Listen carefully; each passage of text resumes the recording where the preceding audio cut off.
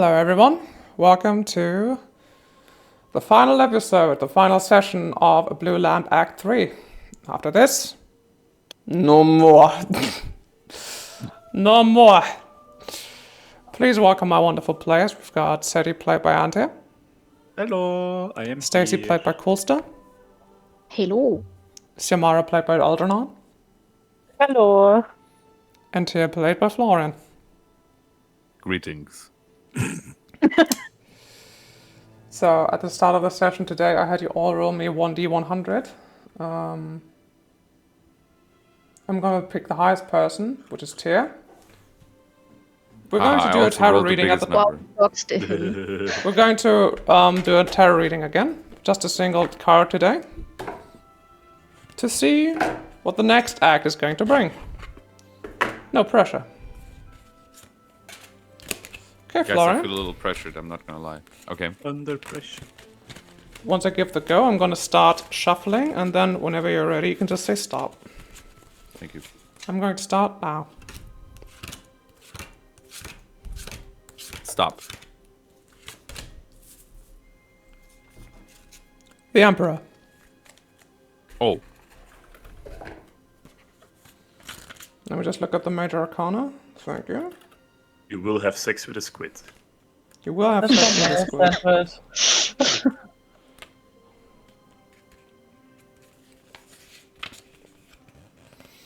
isn't that a kind of penguin? Authority, Yeah. leadership, experience, trust, and structure.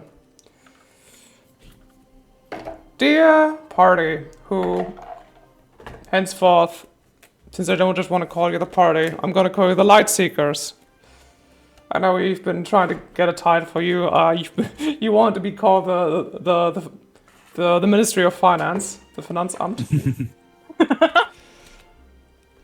You can call yourself that personally. I think I'm going to call it the Light Seekers. Thank you. For Act 4 of the Blue Lamp, you're going to exercise your own authority, which you've won hard with the experience, with your own struggles, with the lives you've saved and the lives you've destroyed. From now on, no one will look at you as mere adventurers. People will look at you in awe, which has its benefits, of course. The adoration of the masses, the gifts, the love and adoration. It also has its downsides. The crushing weight of responsibility is for each of you to bear, and if you continue to work together, we'll be able to shoulder it. No pressure. We start off session 40 in the grand tent of the Black Circus. Felt as the Black Jester lies slain, so does his lover, the renegade witch Maquela. The entire town slowly wakes up from a magically induced trance created by a strange leech creature summoned by the Black Jester. And the Obsidian Eye, a giant floating shard of obsidian, has floated down, wobbling, warping, changing in incomprehensible ways, carrying the voice that is absolute and beyond reproach. You look beside you, Samara, and you see Goodman shrinking, something you've never seen him do. Whatever's about to happen, you feel like he's not looking forward to this. Blightwood, meanwhile, has fallen to his knees and is shivering. He has the cause to celebrate, having just defeated one of his arch nemesis. And yet, he cannot seem to enjoy this moment. Perhaps he simply doesn't know what's waiting for him. As the shard lowers, you can see turrets and parapets, towers and roofs peeking out from the shard at odd angles. It seems to be as if the idea of a castle is trapped within and trying to get out. Finally, one giant tower grows from the bottom, growing upside down until it meets you all a little bit above eye level. And the room changes from a giant circus tent to an audience chamber. You find yourself at the Court of Sorrows. 6 figures standing before you. First, I'm gonna go through a lot of assets now. A hulking automaton made of brass, wrapped in a faded yellow cape. Looking at you grimly, there's something oddly familiar about him. The second, an elfin creature with large black angel's wings, a veil over her head. She regards you curiously. The third, a figure so imposing and so regal that it almost brings a tear to your eye. There's something about his stature that seems familiar to you, Simara. Finally, or not quite finally, in this first round of 4, a familiar face, Fira in her role as the Princeps Sanguinus, in her red regalia, with a loyal raven sitting on her shoulder. She is joined by another familiar face, when Mistel, in their role as the Seneschal, appears, carrying a large shield with a sigil. But all these imposing figures pale in comparison to the one they all heed as their ruler. It seems at first to be simply a humanoid fleck of darkness, until you can finally make out a humanoid shape. Feathers sprouting from shoulders and arms. Fingers replaced with metallic prosthesis. Long black hair thrown lazily over his face and back as he lounges on a throne made of obsidian. He regards you wordlessly. Mistel is the first to speak regarding Blightwood and Goodman, saying, "It appears the Court of Sorrows is once again in session. Today we discuss the fate of the Jester." And with that, a black cloud materializes into Feldris, staying a little ways away from everyone else. He looks on spitefully, though obviously bent and broken. You didn't quite succeed in stealing his soul city, though. Well, his soul sure looks beaten to you. The Seneschal continues, saying, "With the Speaker of Justice returned to us, with this they indicate Goodman, a judgment may finally be reached." Hang on. Goodman looks just truly miserable, though it seems like even he has accepted his role to play in all this. He says, "Then let us proceed."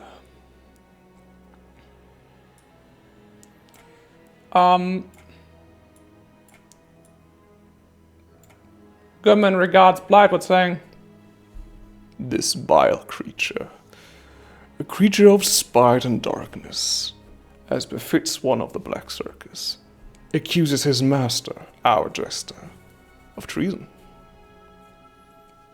He brings forth this evidence." You can see now that at some point he managed to procure the blue lamp, now flickering and sad, resting in his hand. "To escape the grasp of our deal, of his deal with the Benefactor." The Benefactor chuckles at this, and it sounds as though a glacier is breaking apart. Right next to you, basically.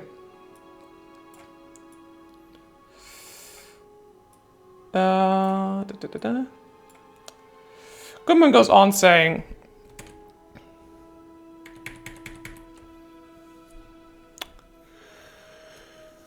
"Jester, you stand accused of high treason. How do you plead?" The Jester says nothing, saying instead, for a moment he says nothing, and finally he basically whispers, "I plead only my loyalty to the great Benefactor." You can see Blightwood has since gotten up. It seems his anger has finally overcome his defeat. Defeat by what? You're not quite sure. And he says, "No one will believe you now, you rotten fool. You brought a leech into our midst. And we all know how that will end." As he says leech, the White Prince, the man with the cane and the cape, looks over at the jester with a kind of gesture of disgust. He's got this bony mask above his face that doesn't give away many emotions, though you can tell that there's something quite taboo about bringing a vampire into the midst of this court. The seneschal finally says, "If that is so, we shall now hear all the witnesses and then judgment by each of the princes. Hearing first, Seri the Revenant." And the seneschal looks over to you.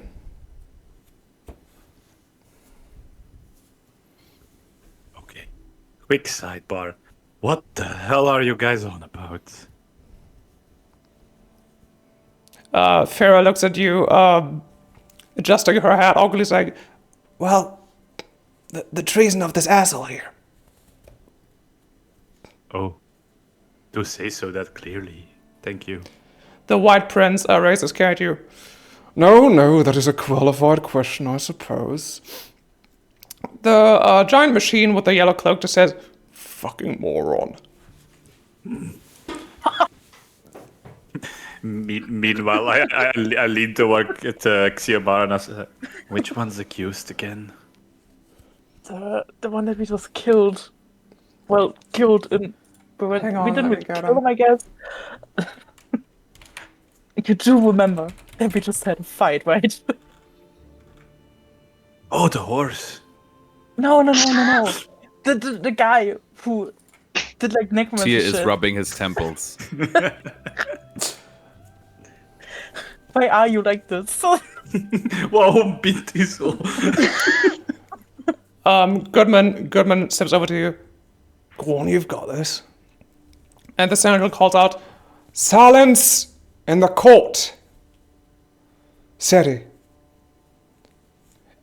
if you wish to forfeit your testimony, it will be noted in the court." I do apologize to you. I am not very good at this. I am The yellow one says, only "Evidently." I have observed most of the facts that happened, and I can speak to them. But there are smarter compatriots amongst me from whom you would ask their testimony in judgment. I have only witnessed The grief White and Prince, pain all along me. the White Prince gestures to you quite amicably and says, "My dear friend, you do not stand here for your intelligence. Truth needs no wit, it only desires truth. What did you see this man do?" I have seen these men hurt innocents in his desire for freedom, which is something I personally cannot stand by, so I deemed it necessary to intervene. I have granted to the accused forgiveness, and he has refused to accept it. Refused to accept. The seneschal turns their beak mask over to the man sitting on the throne, and he just nods silently. Calling now into the witness stand, Anastasia Vale, the druid.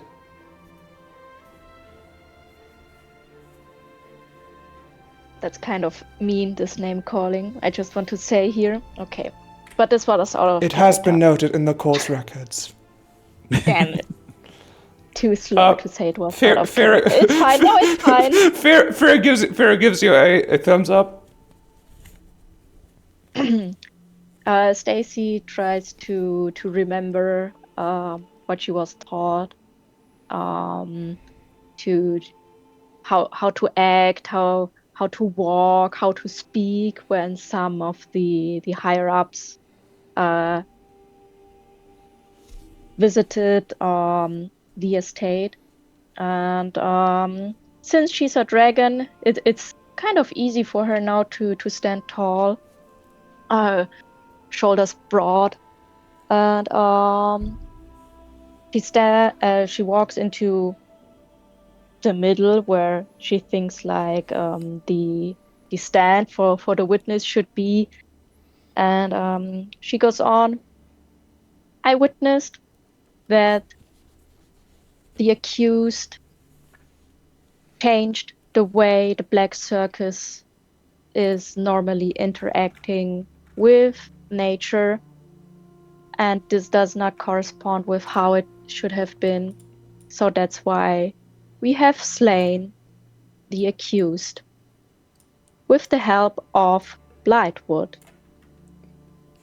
If only you'd done a more permanent job, says the yellow one, and the seneschal gives him a withering look. They then say, "Thank you, Stacy." Now calling on Xiomara Fawaran, the wizard. I stand a little bit straighter, and I just go where Stacy also stood.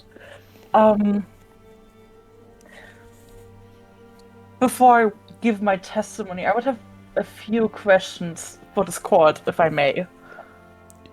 The seneschal looks around the court.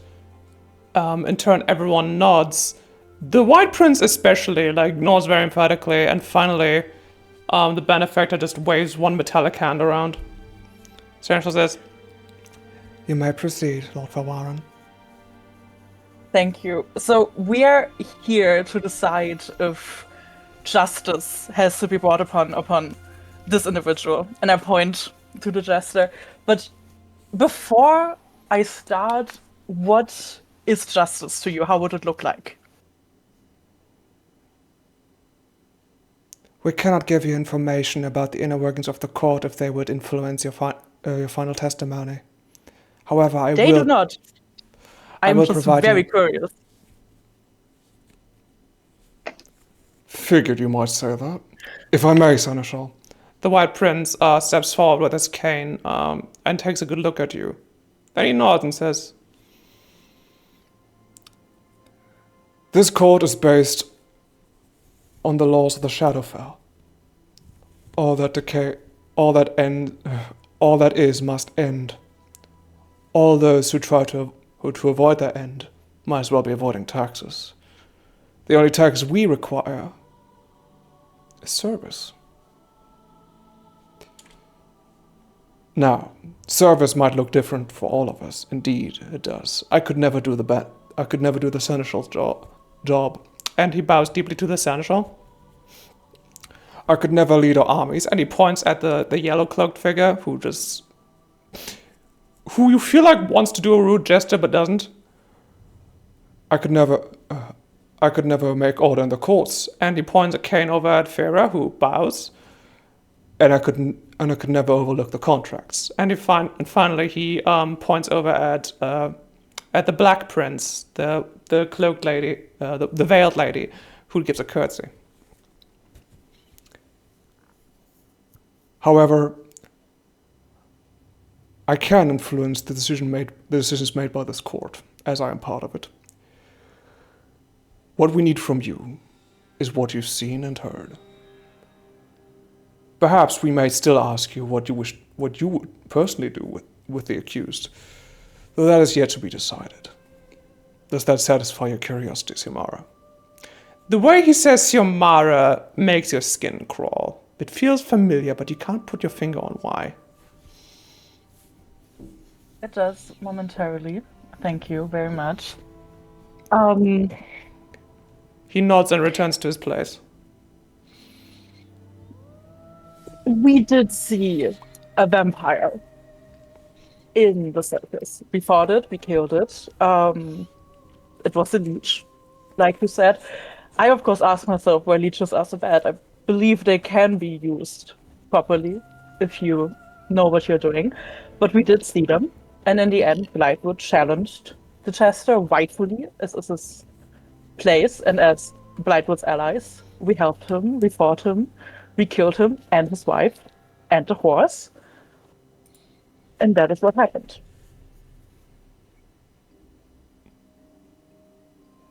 You killed Sleipnir the ghost steed, says the yellow-cloaked one. A mighty feat for a bunch of idiots. Not bad. How did you kill it? With a lot of might and some skill. And just being smart enough to not get constantly hit. I say this knowing that I was the only one who did not get constantly hit by the horse. Spoken like a true wizard. The senator says, You're out of order, Princeps. Thank you, Lord Farwarren. Have you anything else to add? Do with the jester what you want. I do not care much about his life. Thank you very much. And I Of that he has go none, back to the as none of roof. us do. Thank you. Finally calling on Tyr Northgate, the paladin. I made a mistake in my nose. Out of character. Is He Blightwood made a the mistake jester in his or no? nose. No, the flautist is the jester. Oh, you can't have two the titles, Francesca. Look on screens, how many the titles are there? For the same character, I mean. Alright. The Blightwood. I look at Blightwood, and then then I look at the yellow cloaked figure. I'm trying to. Okay. No, leave me alone. I will do it. The princess glasses, you mean? Yes. Okay. Finally, I look at the seneschal again, and what my comrades have said is true. I agree with everything that they've said about the jester, and about Blightwood, and about the leech. I have nothing to add. And yet I have one more question for you, says the black-cloaked figure. Did you forsake your oath in pursuit of this creature? The Princeps Fuma says, indicating the flautist. I didn't forsake my oath for anything. It was made invalid by the one I gave it to. After that, I looked for my own purpose, and I found it in this group, protecting this village. And by that, I mean also the world.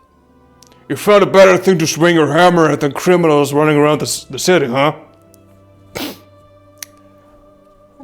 Don't get so... Criminals were running the city. Fucking tell them. says Princeps Sanguinus. Crimson Dare says, It is true, Maracas is a hive of scum of villainy, to be sure. If no one else will, I will vouch for the honor of this man, whose vow was to protect the innocent and to devote himself to the ancient ways of his people. In following those ancient ways, he dispatched handily of the flautist. Now, we, as the Court of Sorrows, are at no liberty to judge the rights and wrongs of mortals. Yet I cannot help but notice that honor is something we all understand, since we all must honor our contract. If the flautist stood in opposition to that, I dare say that paints a very clear picture. You are all out of order, Princepses, but thank you. I call, furthermore, Blightwood to the stand. Blightwood takes a deep breath and steps to the middle and says, I've seen things that my compatriots here have not. I've been plotting against this man for many years, having been with this circus for a little over a millennium. Longer, perhaps, than many of you have been at court. Not quite as long as the flautist has been in your service, Your Majesty. The figure on the throne doesn't react. As the case may be, he has used the circus for his own purposes.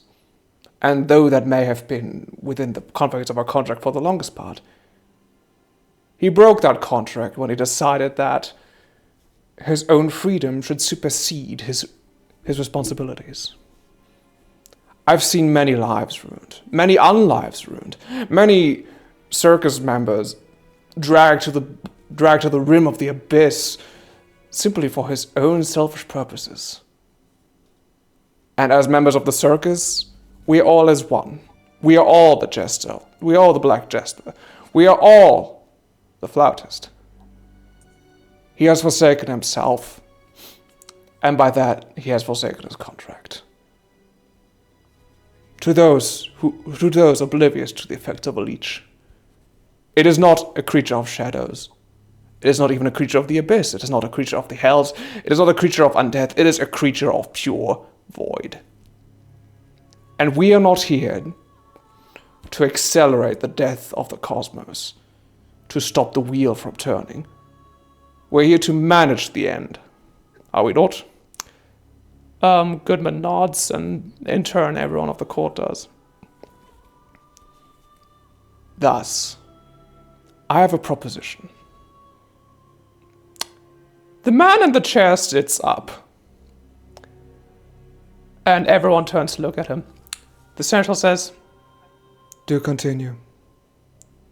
I shall lead the circus, and I shall reform it into something much more useful.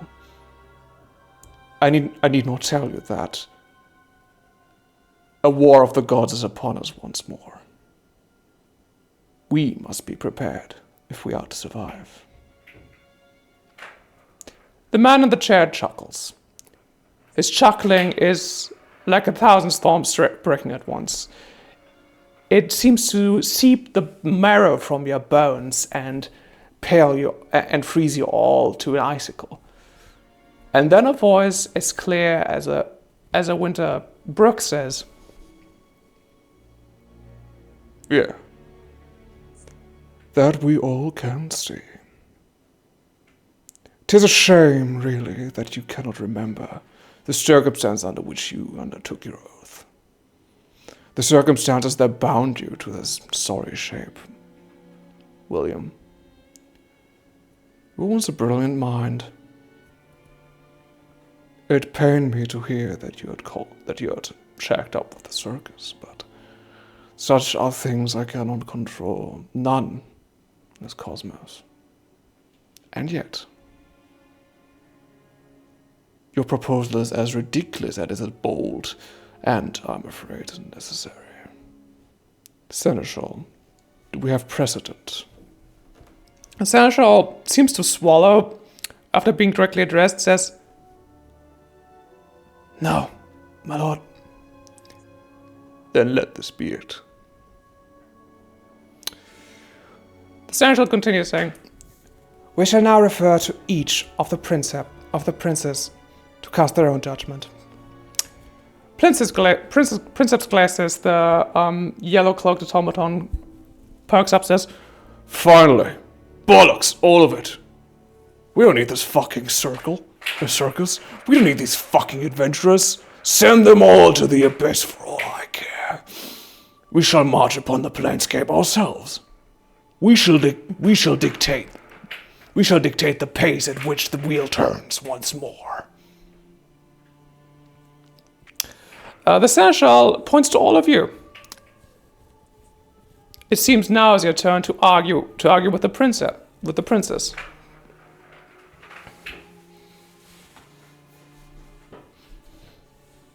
What good would it do you to dispatch of us? What's your goal? My goal? You're going to die anyway. You're a filthy mortal. Of no use. And I would sooner not have you sign a contract with the benefactor, prolong your miserable existence. Besides, He points at Seti. this one doesn't have a soul to sign away. Then what is your purpose? My purpose? What do you think is my purpose, worm? I lead the armies of the Shadowfell. At my beck and call, planets fall and hells are raised. At my beck and call, yes, Says the Prince of Sindaris. and you are just the 151st in a long line of very important do-gooders with a fancy yellow cloak. Thank you, Northgate, for talking some sense into us. Though I myself am not quite sure how to continue here. The Blizzard glasses, you didn't think it was possible, but his already crossed arms become even more entrenched in each other as he grumbles to himself. The Prince of Sindaris turns to all four of you and says, I see death among you. For some it has already happened. For some it was very close. And for some it is a distant yet grim certainty. Had I a heart, it would weep for you. Yet this is just the thing. I do not have a heart for this very reason. So that with a cool mind I can say that we may replace the Flautist with another, that we may dismantle the circus altogether. Yet in the end we cannot change the circumstances of this great war that is upon us. So why change anything at all? he looks at you, Stacy, and you, Samara, as he says that. You have the feeling like he might be smirking.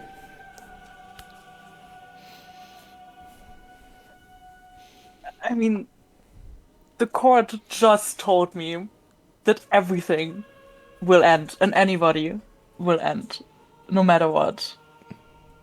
And with the circumstances, to be stuck in the way things are sounds rather tedious, boring, and quite backwards.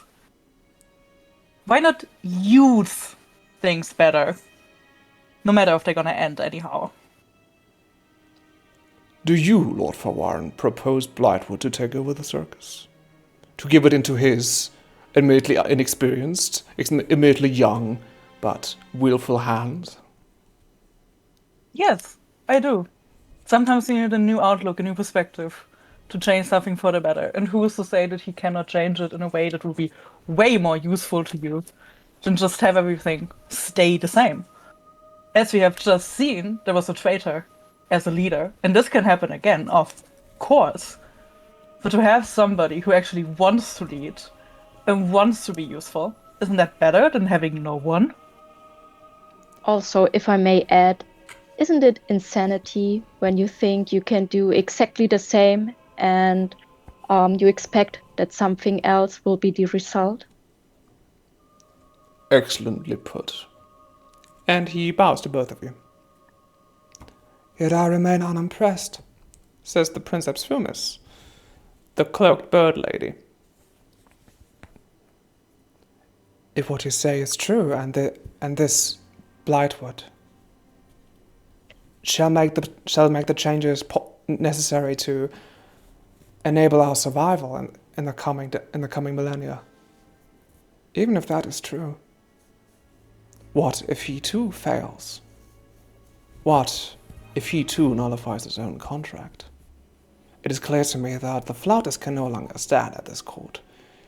Yet, as the Princeps Sindaris has pointed out, each of us are replaceable. Even Blightwood. Perhaps it is time we put the Black Circus to rest. No matter its possible use. She looks at all of you. I want to see if I can gauge a reaction to this from Blightwood. Inside with advantage. Thank you.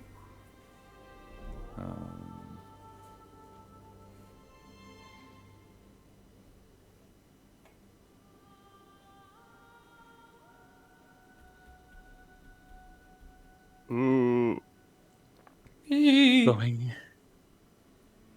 No. Did it not come? Oh, it didn't come to you guys. Nope. Oh my god. It didn't okay. what? Didn't Just tell me the Yeah. You result. didn't come. Sorry. I forgot the result. Sorry. Anyways, 21? no, it's I just rolled 2 dice at the same time. A 16. Okay. Do you have a bonus to insight checks? No. Alright, 16. It is much like Samara said. Blightwood has a new outlook. He's got the ambition and he's got, frankly, the chutzpah. Does To he have turn the this cut of black- the jib? He's got the cut of all the jib. What you also have to remember is that he has the favor of resurrected goddess on his side. And if Umbra, the Queen of Darkness, can put her faith in Blightwood, so can you. The question is, can he? Maybe he just needs a little push. So you're telling me you're asking us for our opinions on whether or not you should be dissolving the circus, or are you just posing a hypothetical question that you already know the answer to? We have asked you a question, and the court never asks a question without a reason. I would also have something to add, and I apologize for my forwardness, but what you are saying is that anything that can fail, that can be replaced, should just be put away with. So could the same not also be applied to you? You're also all just someone in a very long line of people who did exactly the same as you are doing now. And you can fail, your contract can fail, you can be accused of treason, you can be a traitor, who knows? I think you would know yourself if you were a traitor, but I don't. Farah chuckles along as you say that. Shouldn't that just mean that we should also take away with you all, and we wouldn't need you because you're not useful, because you could fail? These are a lot of talk about possibilities that have not even become reality yet. And I think to pose everything on a hypothetical is quite unimaginative. And if I may be so bold, I would argue that this is even beyond an hypothetical, and this court has already failed by trusting in the flautist. If Stacy gasps. you are so infallible that because you have cast away any emotion, any heart, act on pure logic, isn't it therefore logic that by trusting in a weak leader, your logic has failed and therefore you have failed? What Blightwood, as young as he may be, and maybe me have in common is that we have walked both on the side of mortal and immortal. And maybe we have not cast away our heart, and we see that something needs to change. Farah looks over to the Princeps Fumus and over to you and says,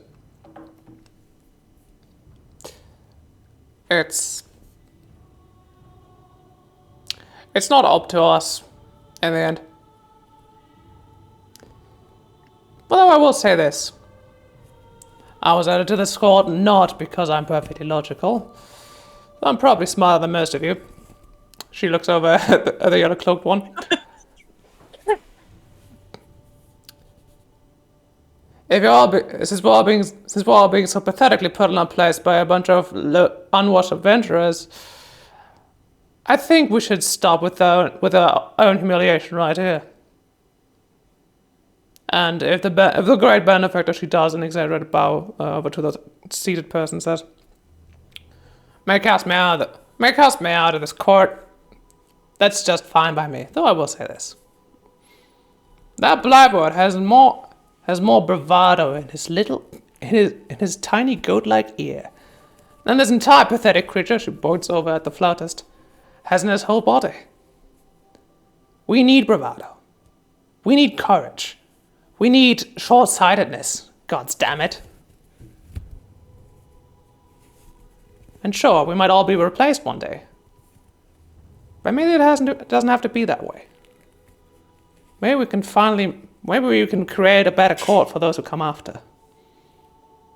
Princess Indaris knocks his cane on the floor and says, Well put, well put. Well, my lord. Everyone looks over to the benefactor, who waves another prosthetic around and says, Feldris, my old friend. You've been at my court since... Can't quite remember. Must have been, 5,000 years? Yes? Don't mumble. I fancied you for your eloquence back then. It's quite sad of how you've fallen.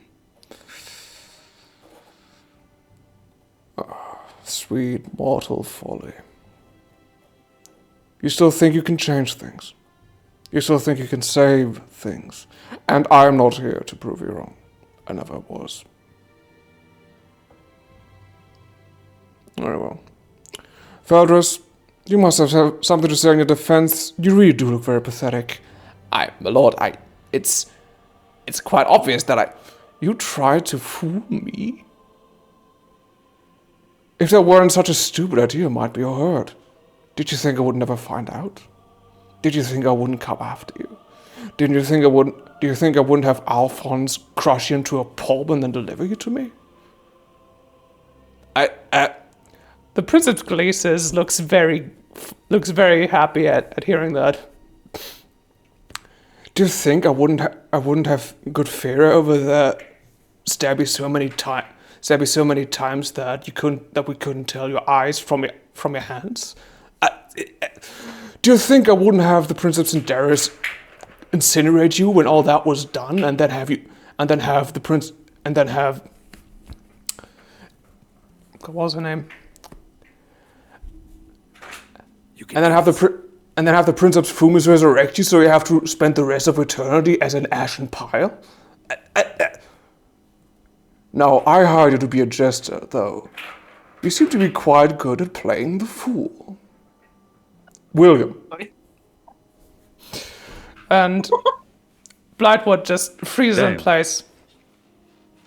What do you think is an appropriate punishment? I've given you quite the rundown, though I'm sure somebody of your experience is more creative than that. Blightwood looks over to you guys.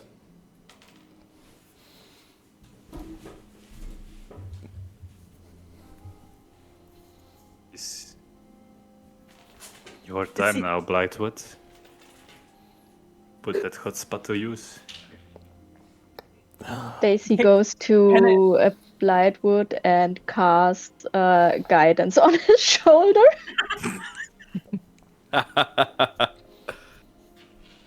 Can I get a read if Blightwood is like unsure about what he's gonna do? Inside advantage. Wait, okay. My mouse. Work with me. Please work with me. Okay, fuck. What was my insight, guys? Oh no. Wait a sec. My laptop is not responding to me. Wait a second. You can roll a physical die if you want to. Yeah, I just need to see what my plus is. Okay. So that's... Wait, I'm gonna get to it. I swear, I'm gonna get to it.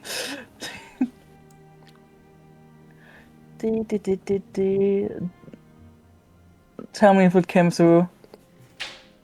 No. No. No, wait, it's still rolling the dice. Oh.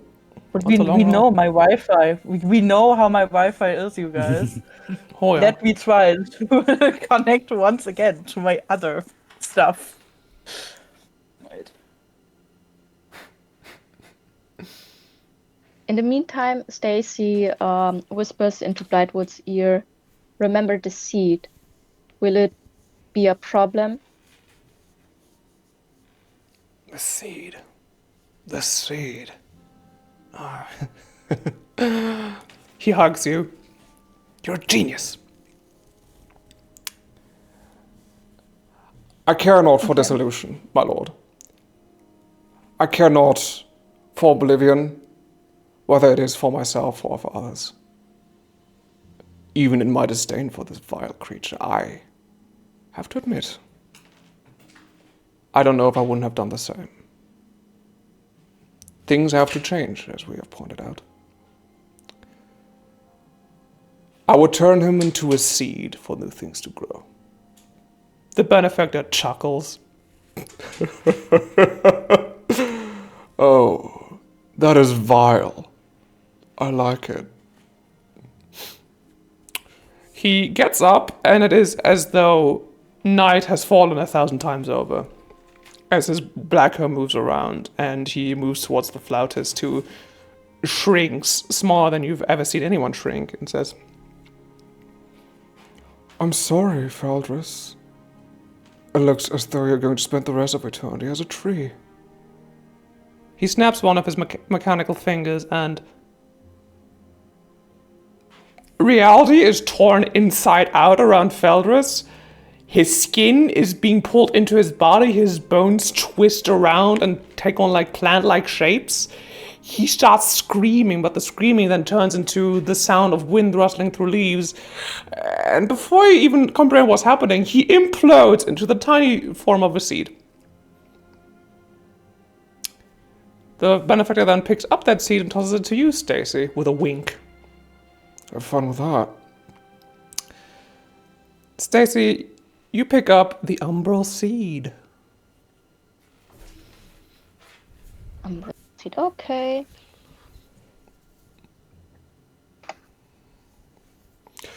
As the benefactor returns to his throne, the court turns to all of you, says, well, and he says, well, now. Suppose that's over with. Son shall make the announcement. Yes, my lord. Henceforth, William D'Agostino, otherwise known as Blightwood, shall take on the mantle as Black Jester. Welcome to the Court of Sorrows. What have you to say to your new office? Thank you. And as my first act of office, I would like to dismantle the Black Circus and rearrange it into a legion. Not one to rival that of the Amber Prince, but one large enough to make recruits throughout the planescapes. One to keep watch over developments in this war of the gods to come. I shall name it the Black Legion, and I shall be its legate. Your faithful servant forevermore. To set an example for my inferiors, and be judged by them if I fail in my duties. To serve you as best as I can, and, in failure, be punished justly. Black Legate. The prince upstairs starts scratching his masked chin, making like a scratch noise. The prince upstairs takes out a scroll and scribbles down something on it. The Princess Gleestep scowls, and Fira just kind of smirks while shaking her head. Then it is official. Lord D'Agostino rises as the Black Legate. You watch as Blightwood transforms. His mask shatters into like 1,000 pieces, showing his true face. And then his flaxen blonde hair turns a deep raven color. You watch as raven feathers spread from his joints, and his fingers become more like bird talons. His loose cloak turns into a suit of armor, and his posture changes from that of like a trickster to that of a general. You stand now before the Black Legate, Blightwood no more. Well, with that matter done, inside 20 and 10. Yeah. When you looked at Finally him, came through. And Wow. Samara, now when you looked at Bloodwood earlier, you saw that he knew that Felders had to be punished. He just didn't quite know how. He was just waiting for the one bit of inspiration, which Stacy then handily provided. This black-legged D'Agostino, he looks like a different person altogether, though there's still traces of the old Bloodwood underneath. He smiles at all of you, not in like a mocking way, but in the stern, stoic way that a general might. So Yes. basically like Tyr. It's a lot more like Tyr now, scarily enough. I think to myself, like, guys, I think we made a mistake. But, like, only to myself. This is an inside thought that I will tell you guys later. Yeah? Stacy likes to speak to the Seneschal. Yes, Stacy. And, I'd like to have one question asked towards the benefactor, if I may. There's still one matter that needs to be settled in court. All right, thank you. After I that, step you back shall for be first time on the now. order, my good friend. Benefactor glances over at you, Stacy, and smiles. Now then, no need for announcements, Seneschal. I shall talk to my son directly. Rothlet, my boy. And you see that Goodman shrinks even further. How good of you to return to us. After you attempted murder of the Princeps Sindaris and then of his own offspring, I thought you might leave us for good. Though you've come to your senses, thanks to the efforts of the Seneschal. Suppose supplicant Flora shall no longer be of avail to us, which is fine. You have lost one of your arms.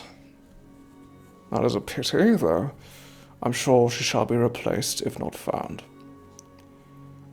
I hereby announce you once again part of the Court of Sorrows, in name as well as in responsibilities. Rothlet, you are once again the Speaker of Justice in Tyre. And as a matter of good faith, he gets up slowly, approaches Goodman, who seems to shrink with every step. Puts a mechanical talon on his forehead. Says, "I hereby unbind you from any restrictions put upon you by the White Prince. Just don't abuse my trust again, boy." "Yes, Father, my lord." Splendid. He returns to his throne once again, sits down with a sigh, and he gestures to you, Stacy. Stacy bows courteously, and she starts with the following. So, as you of course know, I am a dragon, and thus I have more memory than I'd like to have. But also, the dragon who gave me the opportunity, Nashtu, said that you are an old enemy to life. So my question is, are you an enemy to life? By necessity. The only gift I offer is undeath. Thank you very much for your answer. That's it. He looks around at the court wardrobe. No further questions. You I don't asked wish for one question, and this was it.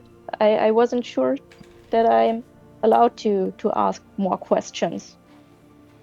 Well, then I demand of you, as the lord of this court, to ask as many questions as you deem necessary. Now. Let's go for all of us. That goes for all of you. Great. Why did my father have to die? Who Well, is you my can't- father even? I just found out who my father is, okay? Like, more, but like, why? Well, I'm sure. Why do I have to explain this to you? Javier, explain to your child why he had to die. Thank you, my lord.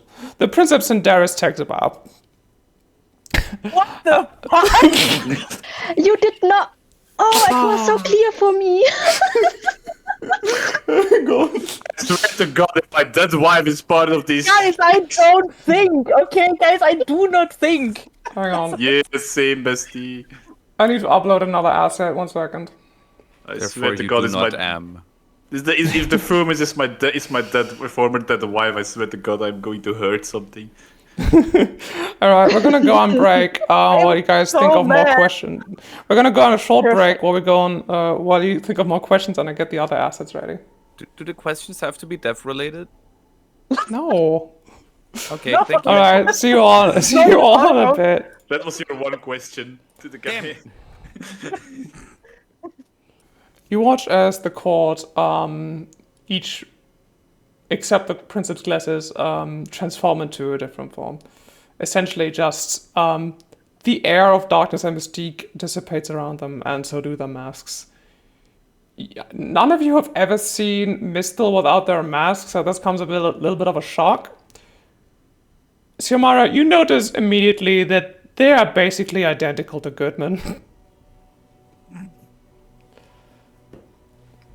Yo, it's his sister.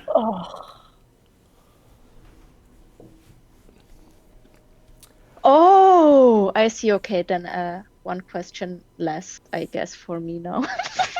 You're gonna have to tell me after stream what that question would have been. Anyway. The White Prince takes off his mask, and you've all seen Javier use Xiomara more than anyone else, but something changed about him. You notice now that the left half of his face has kind of turned to ash, and then looked as if it almost blew away. It occurs to you that maybe his transformation into the Prince of Ash might have been a little bit more literal than just the title. You ask, my dear, why I had to die. Yet I could ask you the same Obviously, you're not question. dead. Yes, I could ask you the same question. I've been on your kill list for, well, the better part of your life, haven't I? There's no judgment in his Well, of voice, mind you. course. Of course, yes. You were a shit dad. So I was. Much to my own regret. I made deals with things and creatures you couldn't imagine, including, of course, our benefactor. He does a quick bow. He does a quick bow to the benefactor. Yet I could not evade paying the price long enough. I deeply regret sacrificing all of our servants, then people on the street. Then, eventually, I was going to sacrifice Flora as well.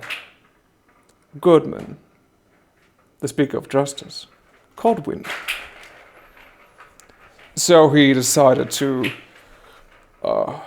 expedite my taking office as the Princess Cinderis. There are only undead at this court. Those living may not take part. Naturally, though I have forsaken my own heart, I have not forsaken my duties as a father. So I prevented Goodman from finishing off you and your friend as well. Professional courtesy, fatherly courtesy, call it what you will. You have an ally in me, either way.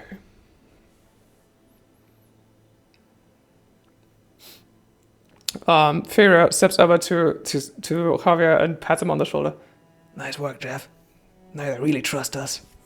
Oh, stop it.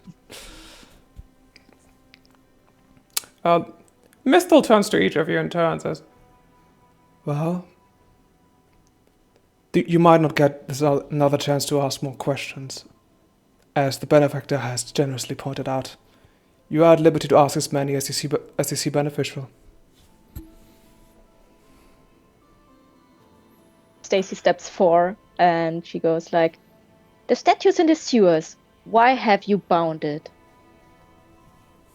My husband. They took your husband. The benefactor groans, and then Mistle says, I believe I'm well equipped to answer this question. Archcustodian Yevu was once an ally of the benefactor, when he himself was in his infancy. Yet he loved the city of what was it called? Of Mihir more than any mortal could. This touched the benefactor. Though, to be honest, I just wanted to be rid of him. Boarding him up in that little town I grew up in was quite nice, in case I ever wanted to visit. Since he looks at all of you, he says, I didn't. I fancy myself very creative back then with my punishments. Of course, well, sometimes you need a new idea. and he winks over at D'Agostino.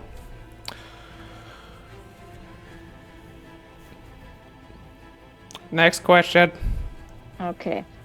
Goodman, Rufflet, I'm sorry to ask this question. I'm sure it will be very hurtful, but why did you let your grandchild die? My grandchild? Oh, you mean you talk to the benefactor? Sorry, yeah. Oh, I hate that story. Though, I believe the man himself might be able to tell it. Go on. Teach them of my cruelty, son. Thanks, Stacy. It was a strange time in my life. Such as it is. I never had much family outside of, well... Sorry, 1 second. Fucking flies. Outside of him. I wanted the material plane for many, many years. Until eventually I found someone. Someone who could relate to a fraction of the pain I felt deep inside of me. And such as I am not completely off the darkness, thanks to my mother. I was able to conceive a child. And I loved her dearly. Though, as I was outside at the time, the benefit of my father's grace,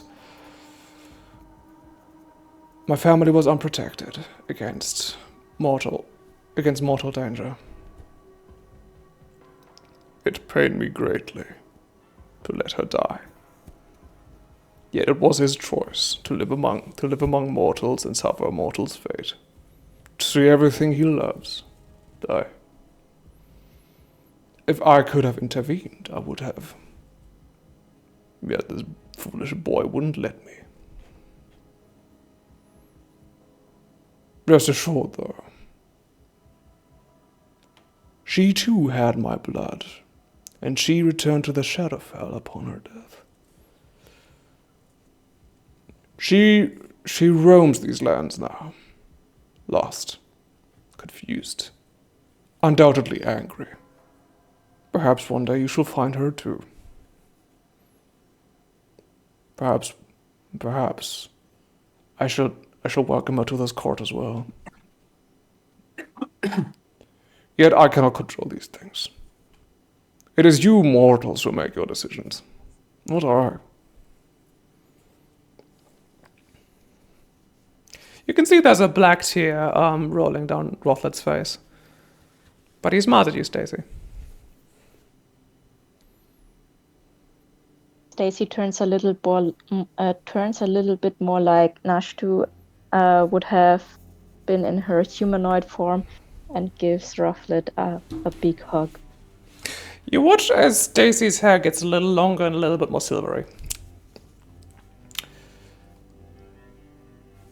out of character, I have a few more questions, but I also like to make room for the others. So Seneschal, Stacy would be on the side right now. Mistel nods and gestures to the rest of you. What is going to happen to Maracas? In turn, each of the princes says something. Princess Glasses says, "Imminent destruction, obviously. It's a barrel of spark powder waiting to explode. We don't know half of what the prince is planning, though what we do know is damning." Ferris What do speaks you up and know? says, Ferris speaks up and says, "Well, he's not quite his ancestors, though he too has imperial ambitions. Those include some of our assets, which is how we know." The Princess Fumis is up. "Many contracts are being written right now." You can see the Princess Fumis is a bird folk like Kustian, only she has some strange fungal growth on her face. Her hair additionally seems to be turning into smoke in some places. She continues. Some of our agents have been snuffed out in the service of the prince. It seems all he needs now for some kind of prophecy to come true is for his old father to die and pass the crown onto him. As it turns out, unbeknownst to him, his father already has a contract with us. His death won't be for some time yet. And when it will be? Javier cuts her off. "We hope that you will be there to observe, if not to intervene. The fate of the Planescape is at hand, even though if it doesn't seem like it now. It will be a small kingdom that he will build, though even a small kingdom can have great power, and eventually grow into an empire. God save us all." I have one last question. The court Who's turns that to you. prince? Who's that prince loyal to? Who are his allies? And why? I mean, to be frank, I actually kind of assumed that he was on your side, so I'm kind of thrown for a loop here. But like, what's this deal, right? Prince Javier speaks up saying, "Well, Prince Phyla Solaris I is a curious fellow. His head has been influenced by powers infernal. I've seen it. A daughter of one of the Archdukes of Hell has courted him, unbeknownst to those around him. Perhaps save for his father, who promptly banished her to a different continent, though not even that was enough to undo the damage he had done. He believes he's doing a good thing, and since he's so personable, he has managed to convince the entire city, the council, the guards, and now even those independent outskirts of the city, and you. Each of you are servants of the prince, and for now we would prefer you stay that way. If you are to be at the head of change, we would rather you direct it in a more sensible direction. Though, of course, as our great benefactor," he takes a deep bow, "as pointed out, your decision's up to you, mortals."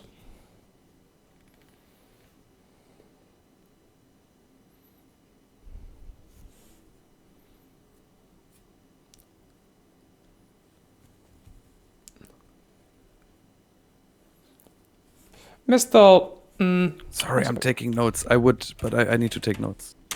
I have a question. Mr. nods to you, Samara. I apologize if I'm being rude. And this has nothing to do with you. I look at my father. I try to be calm, but you can see there's just so much anger in me right now because a lot has happened today. And none of it was in any way, shape, or form good for my mental well-being. If one wanted to, You do not have to answer this, but I will take a non-answer answer anyhow. Is there a way to, let's say, kill one of you guys? Farah laughs, says, "How do you think we got our positions, honey?" You need All to of- repeat it. I did not catch it. I'm How do sorry. you think we got our positions, honey? Says Farah. Follow-up question. Since I've already died, did I pass the first interview stage? They already said you don't have a soul to give up. I mean, because I already gave it up, is that not the first hurdle? Yeah, but not to Mistel scratches that chin and says, "It is as the wizard says, though. If you were to somehow relocate your soul, an arrangement could be made. We would cherish one of your skills and experience at this court," said he. Okay, I didn't know you guys were pranksters because I almost thought you said I was useful. "And you almost are. Almost," says Glasses.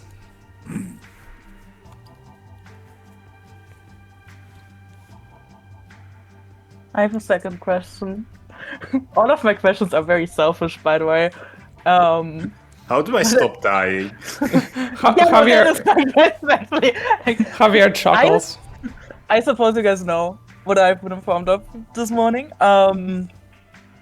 which is obviously very unfortunate for myself and my well-being on all accounts. Is there a fourth way besides death that I could not die in this manner and keep my magic? Stacy looks in shock towards Yumara. Javier smiles, says, "Suppose if one of us were to vacate our position and offer it to you directly, a new contract could be written." Huh.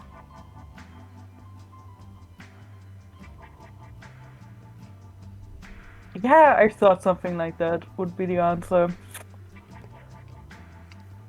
Javier nods, still smiling. Mistel gestures at all of you.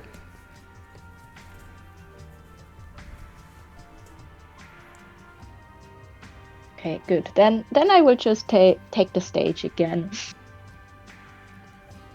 So, Don't get it. how is your ordering going forth? Our ordering? Yes, the ordering of the Shadowfell. How we are proceeding in bringing order to that plane.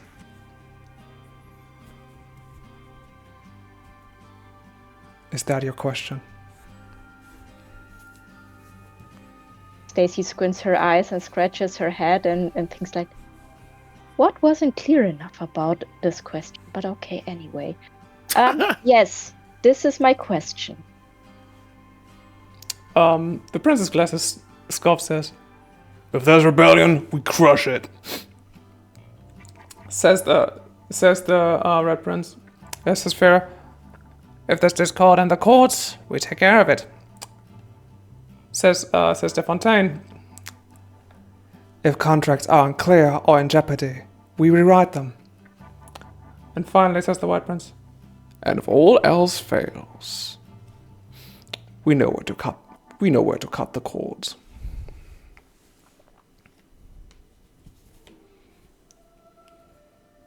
You get the strong idea that each of them has rehearsed this time and time again. You get questioned a lot, don't you?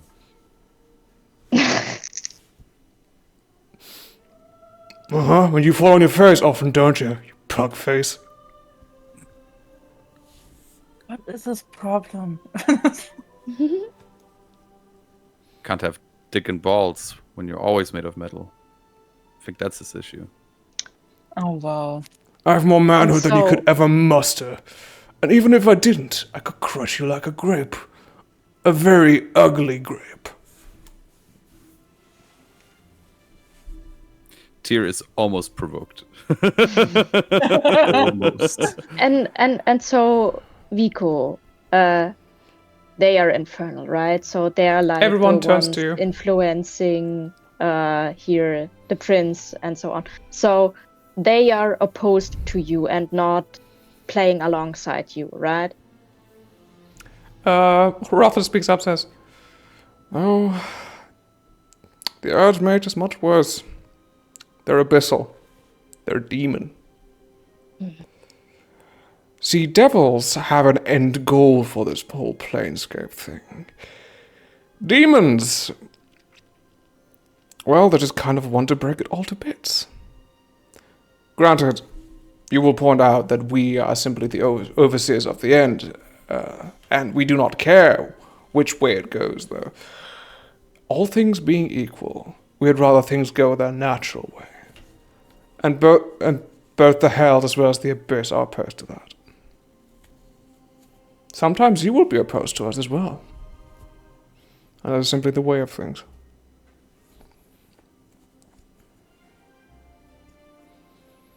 Think I have a question building upon that statement and question. The court turns to you, Seri. You know what I am, whom I serve. Why allow me to come this far? From what I would understand, Murshak would as well be one of your enemies. And yet me, an agent of him, is allowed to stand here before you. Speak freely even. Why? Consider it a professional courtesy. You killed me as well. Rothlet killed Javier. Mistel helped him. And then you beat the shit out of Alphonse. Granted, I was there for that too, so that was pretty fun. Yes, we barely even consider each other allies. It's true.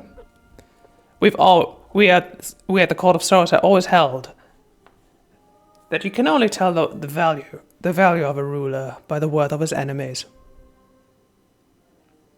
You may consider yourself honored or pitied, and you might curse your luck, City. I would. For all things being equal, we'd rather have a court full of competent enemies than one of ineffectual allies. Damn it, I just remembered the line I wanted to say to the fridge. May I? Yeah. Of course. People like you are the reason that they say if we let only the strong fight and the clever ones sit inside, we're gonna have cowards making the decisions and fools pick all the fights. I think you're a great example. Oh yeah. Shots fired. Give you that, Northgard. You're pretty clever. Might even outdo your ugliness. I'll tell you what. I have no obligations to charm any of you, to be liked by you, to even show you my own intellect, which I'm sure you are convinced now is null. But the truth of the matter is, finally he takes off his helmet, Yay! and a gnome steps out, a familiar gnome. You watch Alphonse poke his head up. Truth of the matter is, I know a thing or two about machinery. I know a thing or two about warfare. I know about when to show people your power and when to show your hand, and when to show nothing at all but disdain. He There's a climbs large back and smile forming on Tyr's face. he climbs back into his robot, and it says, "So for the time being, I will simply watch you squirm along. I've got a job to do. I don't need to make pleasantries with you." Tyr feels like he's won this argument. I think you might have won that argument, says Rothlet. Excellent. The call turns to you. All of you.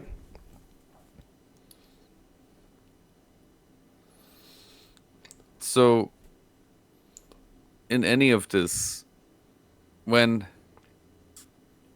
the Arianwe got sabotaged, was any of you involved in that? And excuse my bad memory if you clearly were, but had you I anything was to very do with close that? to a breakthrough in my own studies. I couldn't let fear interfere with that.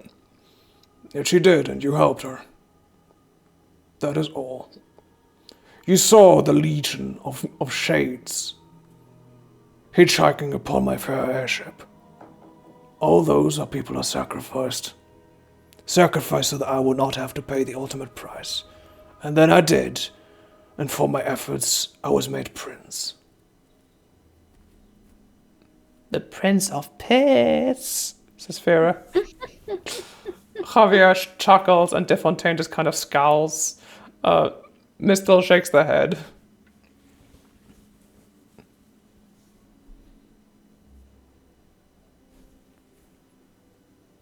So the followers of Ilmater do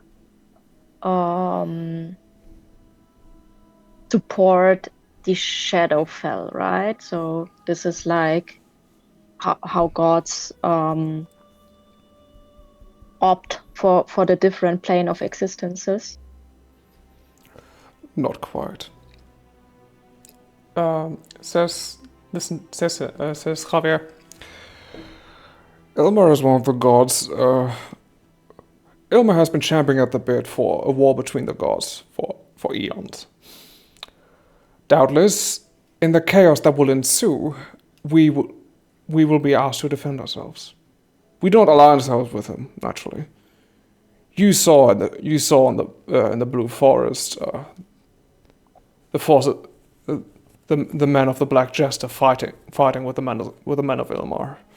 We bear no love for him, though at one point, not so far away, we acknowledged his use. It seems now his entire energy is directed at accelerating the end of the cosmos. Bad for business, naturally. If you keep fighting us, if you keep fighting him, you keep supporting us. In ways more subtle, and ways more beneficiary to everyone. Keep up the good fight is what I'm trying to say. I have the feeling you guys have strings upon strings so much that whatever fight we pick, it will be in your favor regardless. Almost all of them, yes. For now, the time will come where we will ask you to make a decision. And following that decision, you might finally become our enemies or allies. It might split the party in 2 or 4, or even more pieces, depending on who might join you along the way. At one point, yes. How does the blue lamp tie into all of that? It was said that once it was in your possession, benefactor. Did it leave your possession by choice, or was it stolen? Suppose, says the benefactor. Suppose I was curious what you would do with it. It wasn't mine, mind you. It was my wife's. She was the one who created it. For what purpose, I do not recall. Perhaps it was she who wiped that memory away, as I have now wiped away so many memories from my servants. The blue lamp connects. It lights the way for those lost among the planescape. It can also be used for great destruction. It is, in of itself, not a thing of the Shadowfell, it is a thing of change, of which you, I believe, are an advocate. Now, who will hold it? I don't know. What they will do with it, even less so, though I could make an educated guess. The question is, what will you do with it? Right now, I absolutely don't know. I would not even want to wield it if I could. Your wisdom is beyond your years. Perhaps I should replace a couple positions at this court. And he looks around and everyone kind of shrinks down. Then what would be the use? The four of you would rebel me just as soon as at these four idiots. Not you, Miss Thum. Mr. Lazakursi? Does that answer your question, Druid? Yes, thank you. You're quite welcome.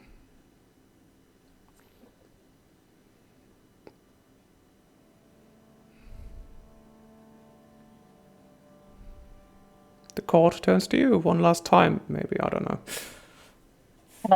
Can I like look at my party and kind of be like, guys, let's huddle together for like 1 second.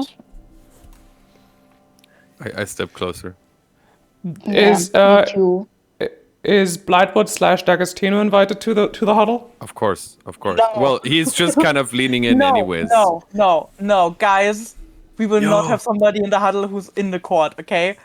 Let us kind Okay. of like think for a second. Can we This is a add private conversation. can we add the seat to the huddle? Like the seat The is not part of the seat, court can anymore. be in the huddle. Which seats? I have 3. All All of of them. Okay. Okay, guys. Minus the court. Should we maybe ask the benefactor's name? Because I do not want to keep calling him the benefactor. It's kind of whack. But I kind of want to ask this here, because do we know his name? I only know another nickname. It's Finger Eater, but I think it's not wise to call him like that in the court. That Yeah, I seems think that's insensitive, kind of yeah. a slur. Oh. Well, It sounds I mean, like a slur. what else happened Yeah. to his fingers, right? Like, I don't know. Maybe someone else.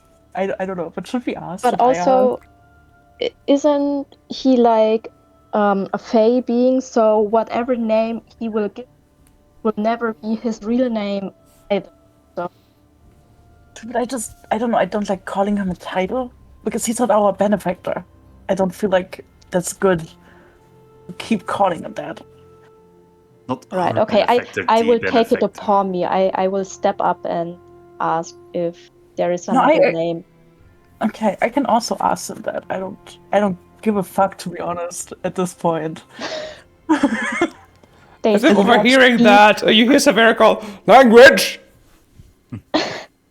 Hey, no peeking. Stacy looks deep into Xiomara's eyes and goes like, "You can do it, bestie." Thanks for the pep talk. Okay, we all step out of the huddle. Oh, I just maybe- turn around. I'll- Do you want to be in the huddle still? I can just straighten up and ask out of the huddle. I was thinking like, I have questions, but I have the feeling all the questions Oh, I have okay. are gonna be selfish and are gonna be replied, but No, we don't want to don't do worry. it. My questions were also completely selfish. I did not ask a single question that would be useful to any of us besides me. I mean, Yes, I wanted just to- ask away. I just wanted to ask if they can give Lafave some years back, but probably it's like no, I probably can't. Oh, but that also sounds like they're gonna try to get you into a contract, and you actually want that. I wouldn't want to be in a contract with these people. I mean, my soul is lost, and like probably like 6 At this contract point, terms anyway. at this They're point, contracts. D'Agostino steps over to you and says, Well. You have forgotten something. All of you. Oh shit. The furtive pygmy. It's Ah. kind of ironic that you're so serious now that you called the jester. Yeah. I was the jester. This is Tyr- what confused me For like before. 3 seconds, he Tyr- was the jester. I would remind you that I am not the jester anymore, but I should instead remind you please to never lose that job of yours. he smiles very diplomatically. That my job? I think he meant your jib. My jib. Your charm! Your charm! Charm. He flicks against your forehead as if to see if anyone's there. Guys, we are really bringing life into this court. Can you believe it? Are we No. the enemy? You are forgetting that I am in your debt. Whatever cost the benefactor would ask of you, I would bear for you, willingly. I hear you that much.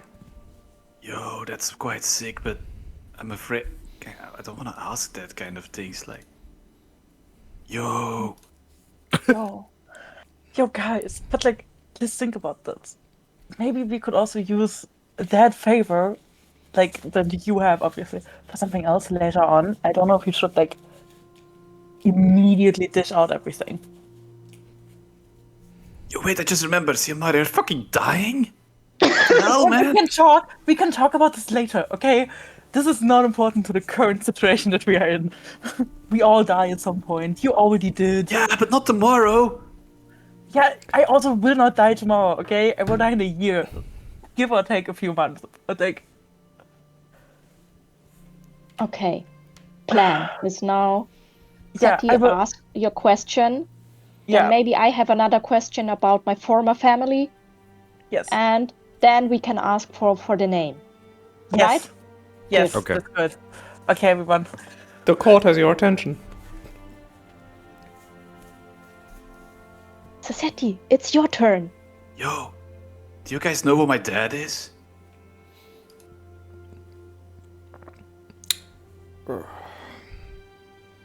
De Fontaine, you know these things.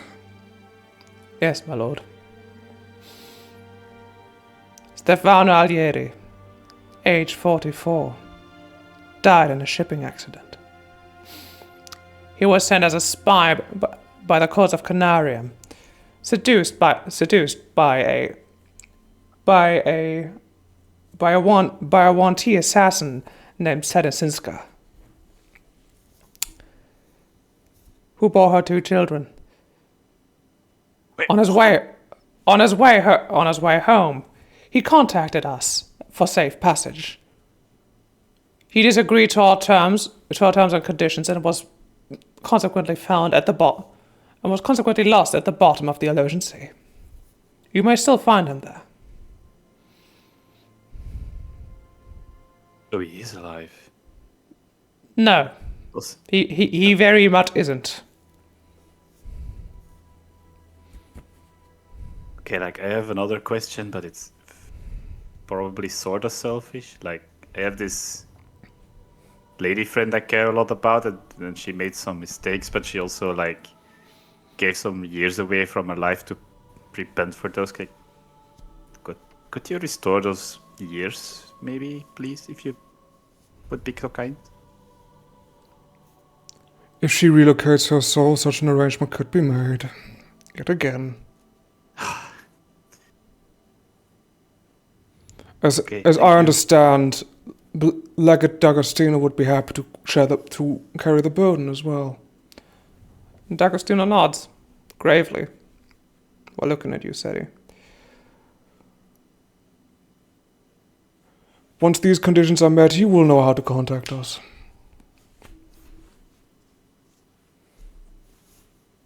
You say I do, but do I really?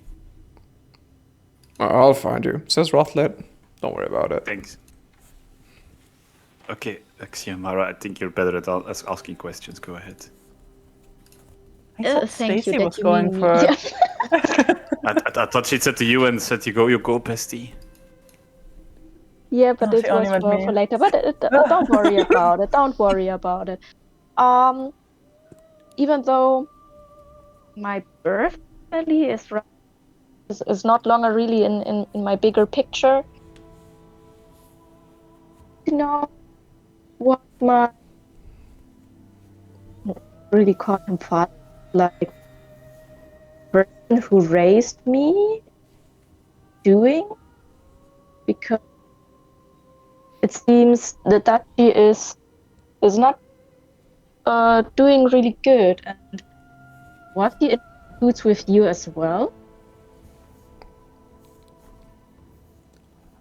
Why I had to leave family. Okay, Kusa, you're breaking off a lot, but I will try to answer your question anyway.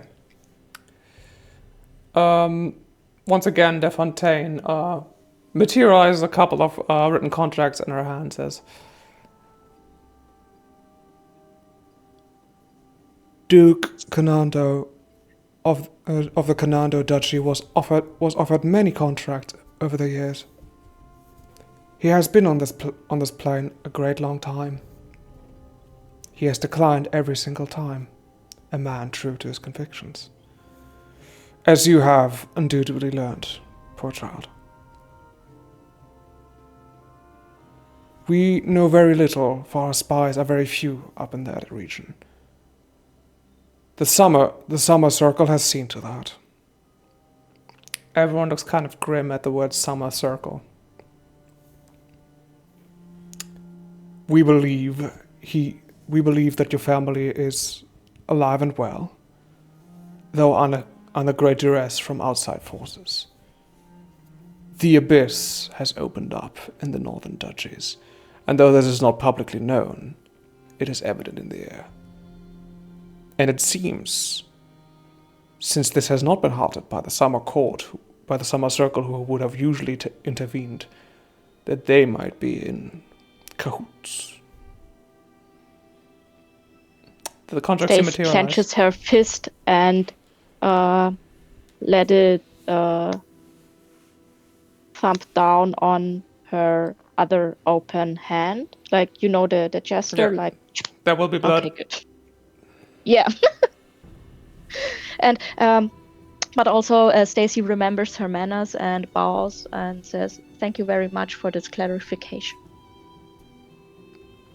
She nods. You have the court's attention. Okay, I guess it's my turn. I turn towards the benefactor and I take a really deep breath to appear calm. You know, I had time to calm down. I'm not ashing out anymore. As a group, we have decided it would be a little bit unbecoming of us to keep calling you the benefactor, as you might be the benefactor of these people, and I point towards the court, but not of us. Yet. Who knows what time will bring. And we do have another name for you, but that one sounds quite offensive. He So- smirks as he guesses which one you mean. Is there another name that we may call you? This knowledge isn't difficult to share, though it might be difficult to bear. Do you want to carry that burden? I believe Yeah. we already carry big Stacy burdens, nods. of course we want. What The is one more? seneschal panics from him and says, "My lord, is this wise?" He says, Yep. They asked for it. Yep. Yeah. Dude. "I need everyone to please give me a DC 30 charisma saving throw." Is this a spell or DC 30 charisma. Okay. I want to what use this- one of my inspirations for that. Saving roll? Charisma saving throw, yeah. Like, Oh, is that nice? seriously, That's is this a +2 for spell me or then. not? It's not a spell. Damn it. Fortunately. Never is. Come on. Oh, okay. Okay, guys, it might take a while for me again. I'm sorry. Only a dirty 20. It's not enough. It's not I enough. mean, I had Wait, the credit no. to be able to get it, but Wait. Come on. I didn't. Roll for me, guys. Oh my god. I still have aura of protection. Holy shit. Oh shit, these are farming. That gives me a plus 13 bonus. I might just make it. Come on, Okay, I'm dude. also gonna use one of my inspirations for that because these are all so shit. I give up. Okay, I'm going with inspiration, so I'm going to roll this twice. Yeah. Come on, Yeah, tier nice. At least you. at least one of us. Everybody else. This handsome motherfucker. As the banished archfey Loga speaks his name into your mind, it burns with the force of a thousand suns. Tyr, you are the only one who holds fast as those 4 letters are burned into your mind. The rest of you permanently have your intelligence decreased by 1. That's so cool. I love that. Didn't even That need is it anyway. fun. Okay, wait. Does everybody see that? Or is that just me that sees that? What you just wrote? I Francesca. saw Everyone it, sees but it. You all learned his name. It's just everyone else was partially driven insane by that, Ah, I understand. except for you, To the Tyr. best of us. That's very funny. I will take that. Yeah. Loach. This is a goofy Might name. also, I will not say that. when you try I to love speak it. the name, you will not be able to. Is the cosmos itself is shutting your mouth. nice, amazing. I just like the fact that if you pronounce it the German way or you use the Lurg. German thing for that,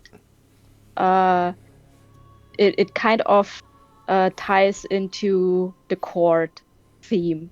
I love that. Yeah. Ah, I get it. Okay. Okay, as a non-German, I this don't is get it, and fair. I'm German. Okay, this is out of character. Loge. Ah, oh, Like it's the lodge. French word. Yes. I was thinking like, is this like Frierena's naming? It's like the German for lie or something like Lüge. It's very close to Lüge. You just have to change one letter, but You can ask me at some other time, like out of character, why this name. Anyway,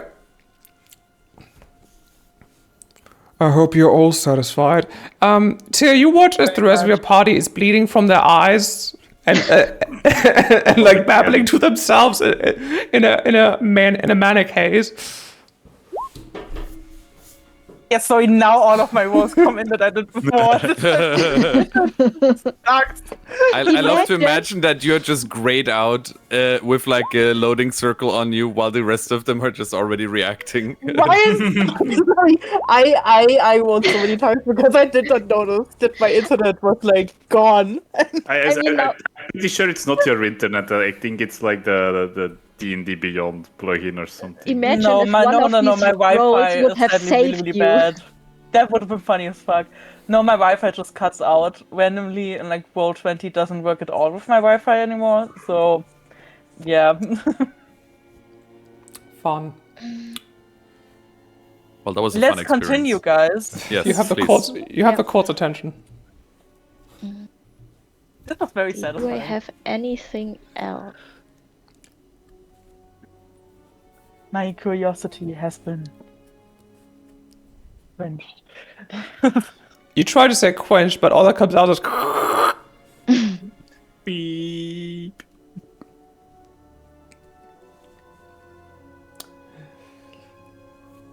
Stacy, any more questions? Because I don't have anything else. Stacy flips through like her memory book, like where she wrote down all her memories as well, and she's like, "No, I think this is all for now. Maybe we get another time." Should I ask what my Oh, ex-wife yeah, I is have- up to, or is it like not important? I have another question. the essential nods to you, Samara. Is there a way that we can contact you directly without having to go through one of the courts? Stacy looked surprisingly towards Humara and then to Rufflet because she knows that you were able to send messages to them. Yeah, of course. But like directly to the main guy. Well, you have my name. If you wish to call upon it, you would have to pay the same price you do now, though. I think you must acknowledge that I have this court for a reason. Oh, but that's so boring. But I will take it. Thank you.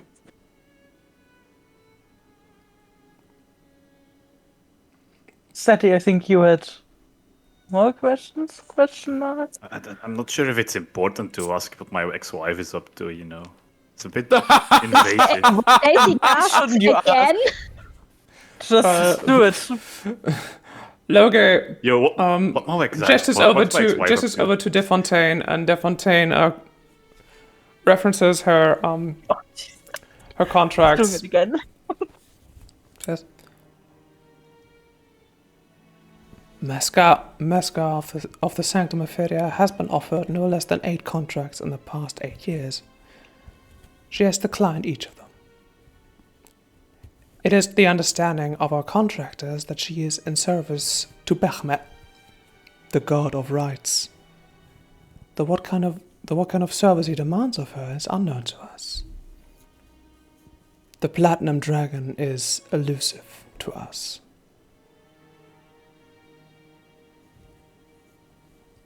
Give me a religion check to parse what she just said if you want. Yeah, because my first question is like, is this god like hateful toward mine? Picture the oldest, grouchiest man who also happens to be a dragon made of literal platinum. He doesn't hate the undead so much as he thinks they're kind of a waste. That being said, both you and your wife used to work with the Sanctum Ophidia, and he offered her a job, it seems like. So if nothing else, it seems Bechmet is very practical.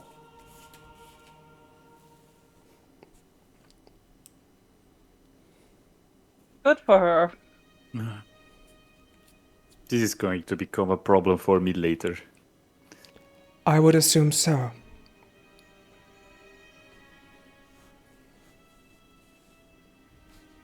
Yo, I don't wish I was me, because that girl can kick my ass. I assume that she will. That's why you have a- Says Javier, scratching his beard. Oh, the good old times.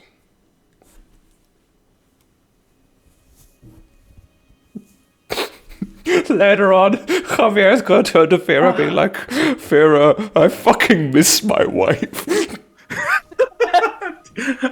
No, he's gonna do the Omni-Man cry.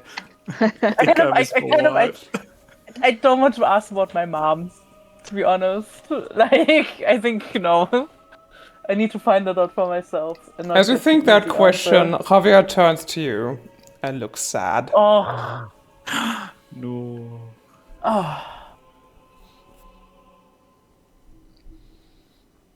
You have the court's attention Guys. one last time. One guys, last time. should I group Finanzamt? My Okay, all the friends. seats get in here. Should I ask about my mom? I know my dad seems really sad. But also, I don't owe it to him. But like, should I ask about my mom? I was Shouldn't he also tell thinking me? about asking my mom. Yeah, but like, shouldn't he tell me himself outside of court if he actually wants to tell me? I don't want this answer forced. Didn't you say it was like a shitty dad? Like those exact words? Yeah, which is he is a shitty dad. I don't give a fuck, but I mean I do give a fuck. Obviously, do not. And also, wouldn't it like kind of kill him at least emotionally? Ooh, do Oh it. no, you're right. You're right. A little bit of emotional torture. That's good. Yeah. Thank you, Stacey. You're very wise. If you have any other means to emotionally torture my father, please send them my way. Yeah, I have another question. Once again, very selfish, but my party has assured me that I should ask him for various reasons. No, I think I should to my father. You should tell me about my mom. This is He not a question, sighs. it's more like a demand. He sighs ponderously. Farah puts a comforting hand on his shoulder. For Matanic. Tiefling. Child, as she found out early into her life, of an Archduke of the Nine Hells. Was set upon by the same affliction as you, she turned to her infernal mother and entered into a deal. This deal led her through some very dark places. For a time she escaped. We met, we fell in love, and you happened. Then one night, she was sent by her infernal mother to deal with the demon Vico. She never returned that night, though she did leave you with me. Oh. I've spent the last 25 years trying to find her. Hence, my predicament.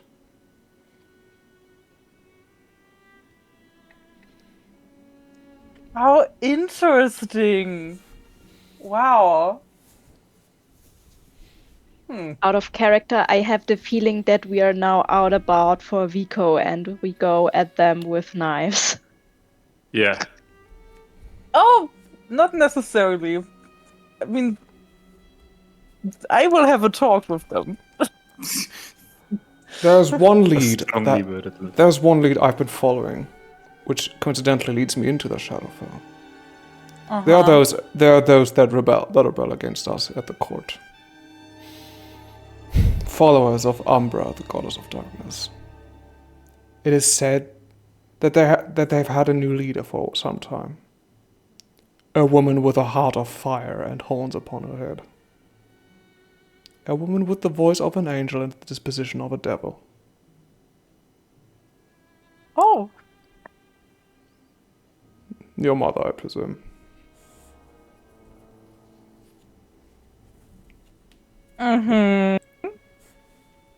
good for her.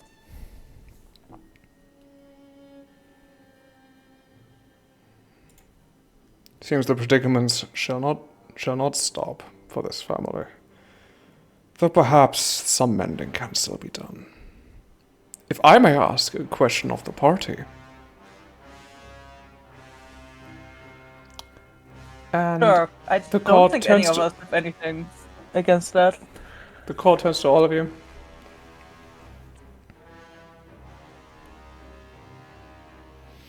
Well, ask. Javier asks, with some gravity, Do you think you are a force for good?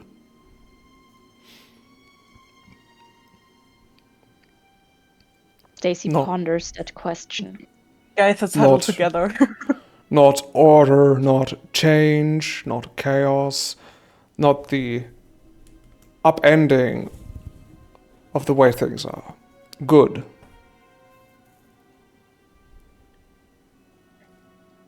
Counter question. How would you define good? That is not what this question is about. Do you think that you are in the right? Yes. I think not as individuals, but as a group we do.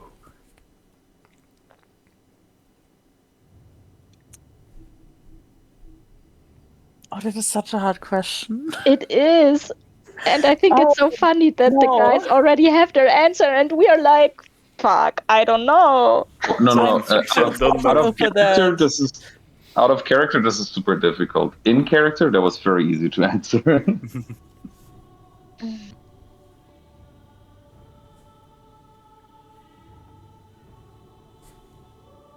I do not believe that it matters much as long as we do what we think is good by us, if it is good by everyone.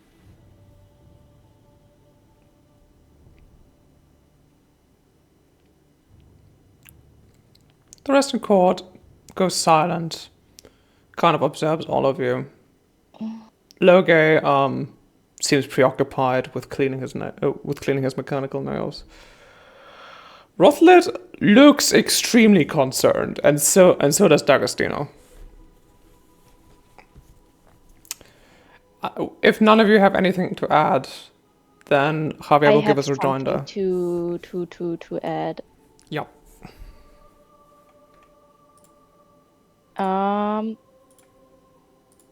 Do you think the winter is good or bad or neutral?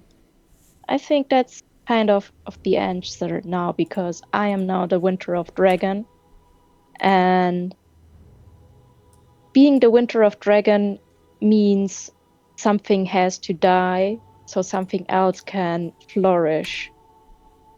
And this isn't inherently good or bad, it's just how the things work in this world.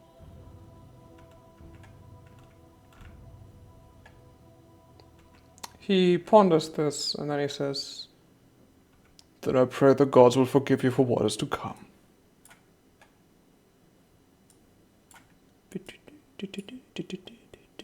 "One second, I need to."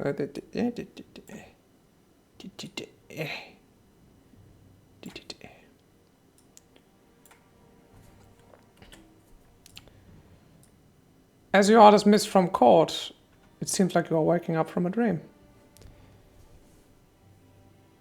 You find yourselves back in Wago. It seems much the same as when you first arrived. The snow has finally melted. People are coming out of the houses. Children are playing in the streets. People are yelling at each other in the square.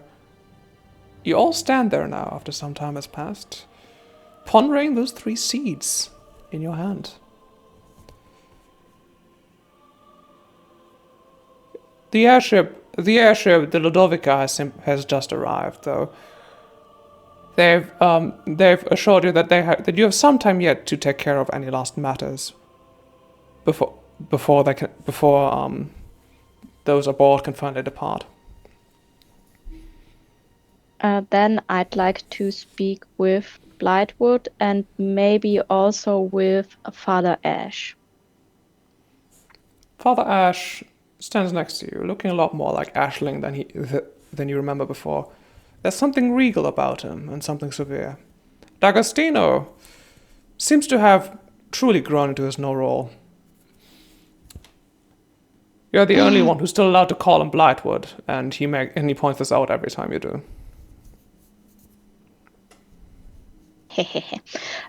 So Stacy puts down her 3 seeds in front of her and go and asks for, so this new Umbro seed, D'Agostino, do you know, or can you kind of predict what might happen if this seed gets planted?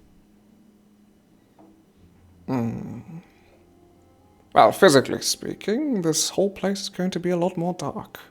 A mist will cover the area, a protective mist that will make enemies of the town forget where it is, and allies of the town find it easier.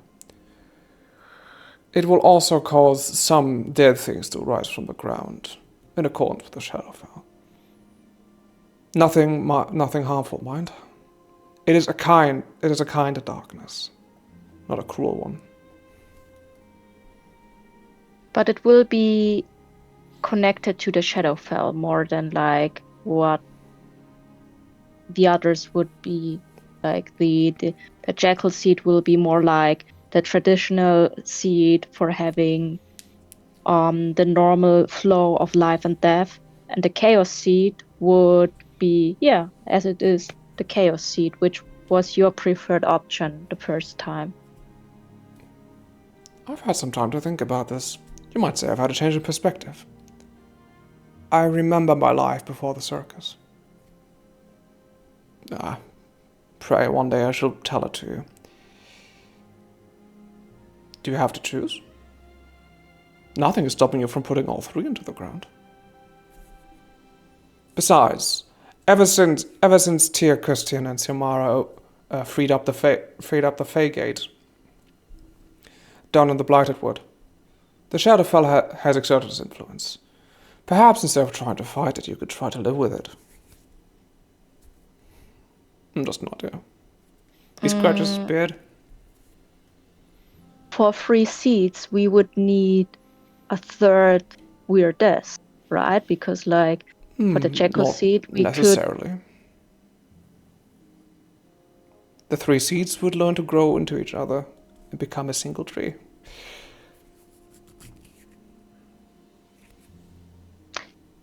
shortly out of character. Up until now, I was like, okay, fuck it all. We just use the Chaos Seed because like Stacy is grieving and she's like, okay, I can't with you all anymore. We don't go the normal ways. We just do it now. Everything new. Then why do I have no 3 seats as an option? The way I see it, you have a faculty of 3 options, which I believe comes out to 10? But I think planting all 3 could be a good balance. And then it is out of our hands. Quite literally. I see it like this. Every seed carries a part of what this town has been through. Have you chosen Choosing a one new would be denying experiences from the other. I think they should be combined to form one future. Father Ash steps up, regards all of you with his hand clamped behind his back, says, Have you had time yet to consider who might be the next Weird? That is another very important question to answer. You seem to think that there's a slight change in his accent ever since the day Ashlyn died. Up until now, I thought that D'Agostino will be Weirdess of at least the Chaos Seed. But Oh, happy is to. it still possible for you to do it now with your enhanced contract liabilities? Well, it would just be one more liability. My duties to the Court of Sorrows would be multiplied with my duties to Oago, which, of course, I would both take seriously. I would have to make this town my the base of operations for my new legion, of course, which might interfere with any future plans of what the town might have. You can see that Marty finishes talking with some of the nearby traders and steps up, saying, hey, you guys talking about the tree? Yes. I'll do it. For 3 seats, all at once. Well, my mother never had to carry that burden, and I feel like a little bit of burning down would have helped her find her way. You can see her eyes are getting a little wet. I don't want to disappoint this town like her. I want to carry that burden. Besides, and she takes the hands of both Father Ash and Legate D'Agostino, I leave these 2 idiots to help me. The Legate smiles, the Druid frowns, and the 4 of you are considering what to do next. Let it be known that even without this burden, you are not a disappointment on this town. A crowd is gathering around, cheering on for Marty. I would give you the necessary instructions. However, this duty will take a toll few mortals can ever imagine. Grumbling, Weird and Druckus approaches finally and says, I help. Not so hard when you get down to it. is the decision final then? Am I gonna do it? Yes, Stacy nods and is like, then the deal is sealed, and she kind of pushes all 3 seeds at once into the ground where the last tree was burned down. Something quite undecided And happens. Stacy is like, something ended here, but now something new will start. After the winter, it will spring forth. Stacy, what is this new tree called? Oh, damn it. Luke. Let's see. We have Marty. The Ligma tree! Wait. Lekma. No, wait. It is called.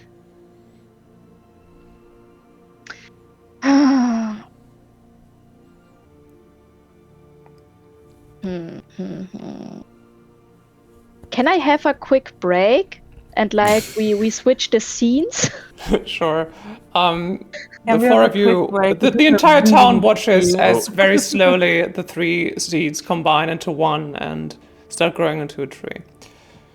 First, the jackal seed representing the order of the Druid circles, rises.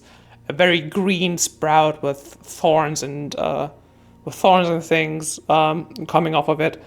It is joined by its second stalk. Wild and chaotic. It almost seems more like a creature than it seems like a tree. Writhing wildly and finally twisting around the jackal sapling as they seem to harmonize together.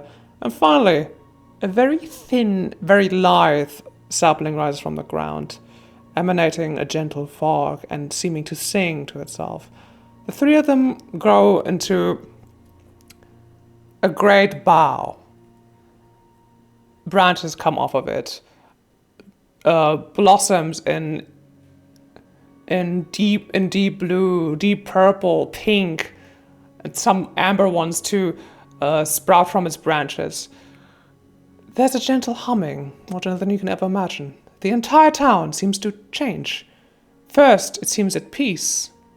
Then, it is filled with an air of ambition, as if change is only just around the corner. And then, peace again, as a gentle fog seems to gather up in the trees surrounding the town. Then, Marty and Father Ash step forth as he cuts off one of the branches and hands it to her. She invokes a short verse in Druidic, and kind of ruining the moment, the branch kind of snaps to life and then enters her nostrils violently. She coughs for a moment as her eyes pop out of her skull and are replaced by two tiny twigs. She's immediately seen to by the druids, though the immeasurable pain of having your eyes popping out of your skull doesn't seem to diminish her joy in the slightest. Good for her. And this tree will be known as Dam Chabral. Dam Chabral. Yeah, I write it in the chat. Yeah.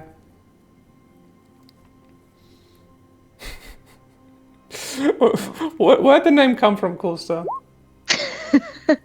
I was looking at all the starting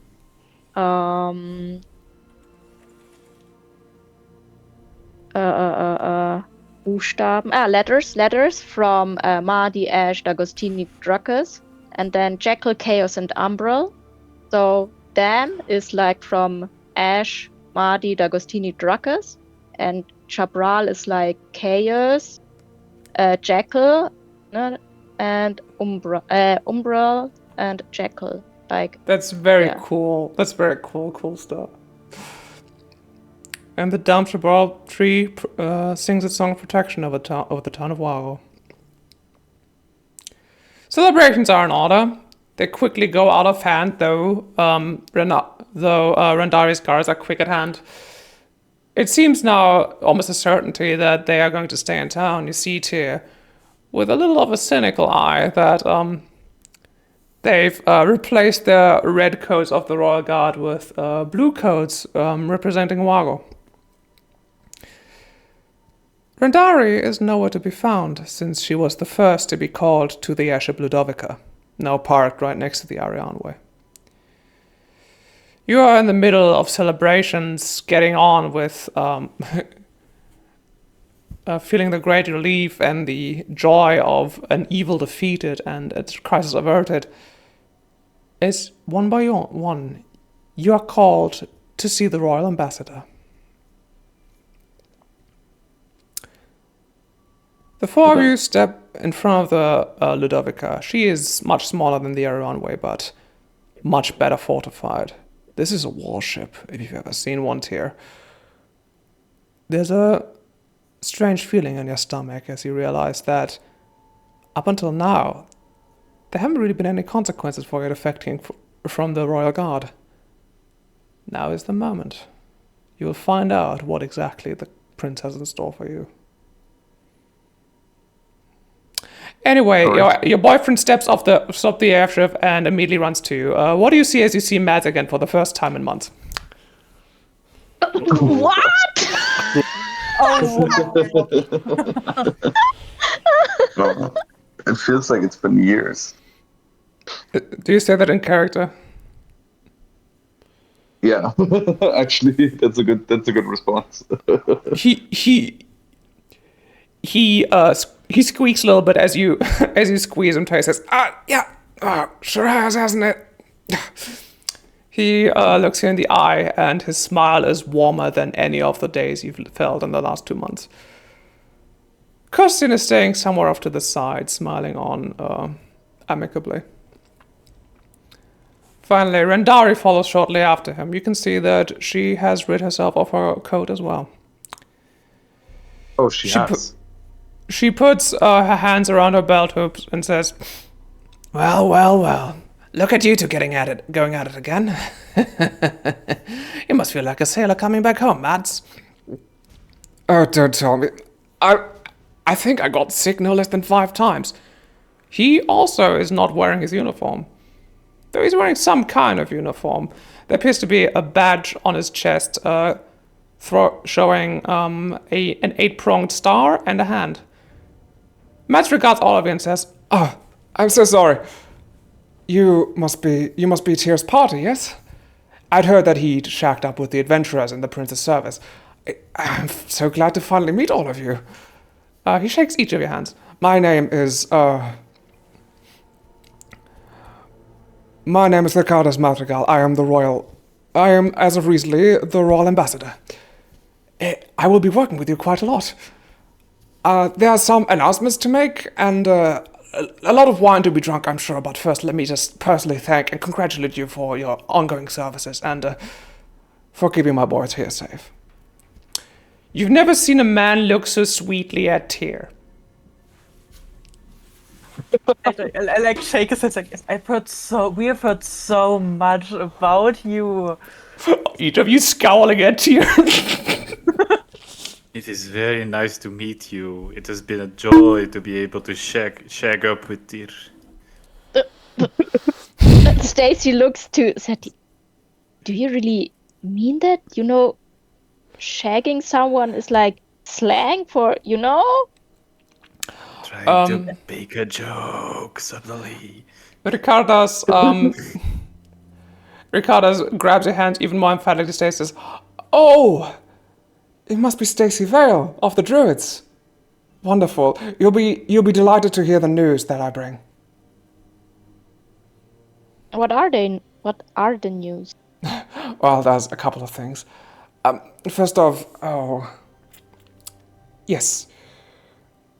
Parvel, a stout and gnomish man comes forth wearing a strange uniform that you've very rarely seen here. He seems to be a legionnaire, not a guardsman. All right, kids, don't spend it all in one place. He hands each of you a diamond worth 5,000 gold pieces. Yo. Excellent. Yeah, right. For continued services, there's more when you get back home. Anything else, Lord Madrigan? Thank you, Pavel. You're too kind. Then he says, "All right. Suppose there's enough of a crowd." You see now the town is... a lot of the town officials have got around. We hereby, first of all, recognize the autarky of this community known as Oaro. With each of the connections that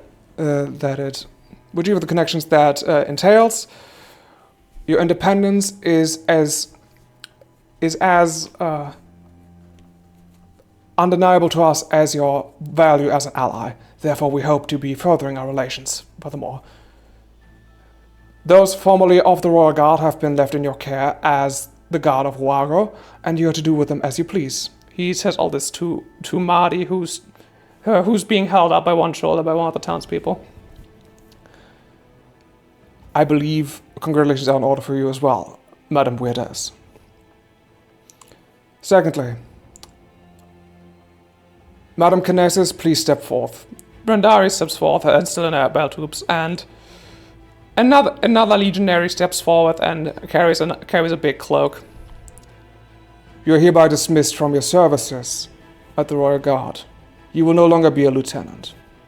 Instead, as the cloak is being hung around her shoulders, we now congratulate you. It is my deepest honor to congratulate you, General Kinesis of the Dawnbreak Legion, to be working alongside you. Ah, gee whiz, don't expect a speech from me. Yeah, thanks everyone. The applause is so Here's the applause from her Hard. the applause from Orgasm is so loud you can't even hear what she's saying.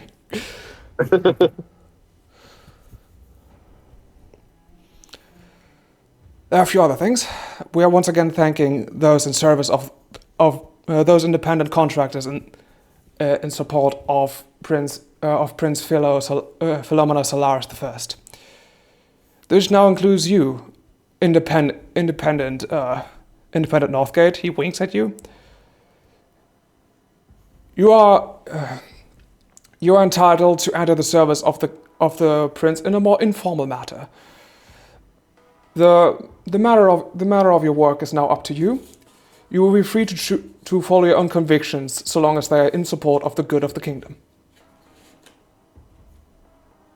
You may decline Thank you very much. I accept. You as well as the rest of your party, the Lightseekers, as they have become to be known, are currently being summoned to investigate sightings of the Blue Lamp in Moon Lake City. Speaking of which, another legionary produces the blue lamp, now completely, the light's completely out. This will be procured and returned, as it should be, to the vaults of the Archmage. The Archmage, though they congratulate you, will not be able to make an appearance. However, another person steps off the airship. You can see Professor Firefall stepping next to him.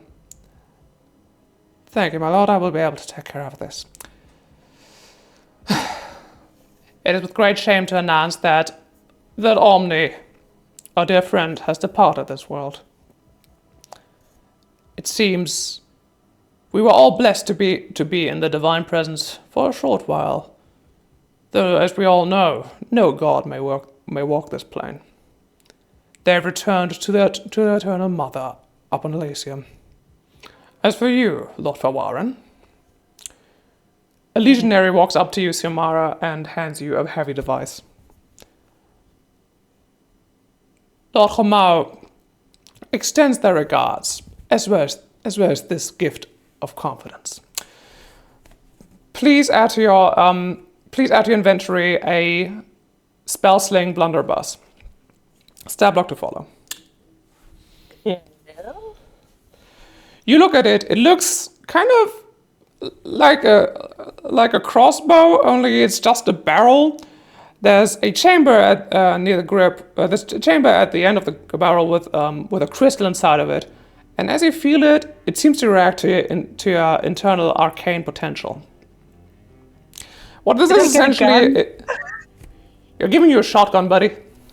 Yeah! Nice.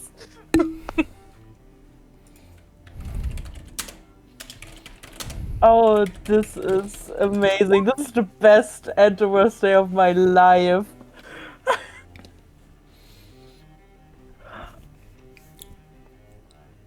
I'm so happy. Thank you so much. Each of those who stayed in the guard are rewarded with a Medal of Honor and asked to either continue their service to Owago or to the Crown, or join the Legion to continue serving under Rendari. It's about an even split between those three options. Lots more applause happens, a lot more tears are shed, a couple of fights break out, though not for long. And the day slowly winds to a close. So does it stay in the Blue Forest. So, Lightseekers, what would you like to do? I would like to have a talk with all of my friends in the party. We fast forward to where are you guys meeting? Somewhere We're with a meeting drink. at the bar. You're all Thinking the sitting same at thing. you're all sitting at the bar. It's probably the busiest day that that Noob has ever had, though. He's keeping up. Quick question: what would Nashtu drink in such occasions? Ugh. She's not a drinker. You watch as Stacy offers no less than 5 pints of elderflower cordial. Surprisingly, she never has to pee. Woohoo! Okay, I guess we have a lot to talk about. Starting with the most urgent topic at hand. What the fuck do you mean? Did you have a boyfriend? Yeah, okay, look. Look, Mads is across the bar talking with some of your allies. Maybe we should take our he does- drink and get up to my room to have these No, talks, guys. he doesn't hear any of you. You're free to talk. Thank God. I swear that the description I had was that I was into him, but he was not into me. And that is the agreement I had with Francesca, but she might have forgotten. No. It was very obvious to Madrigal. It was not obvious to Tyr. Oh, shit.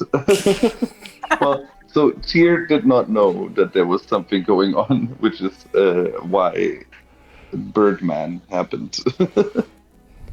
Oh, so this is like a triangle situation. Oh, yeah. No, not yet. It's just like two sides of the triangle.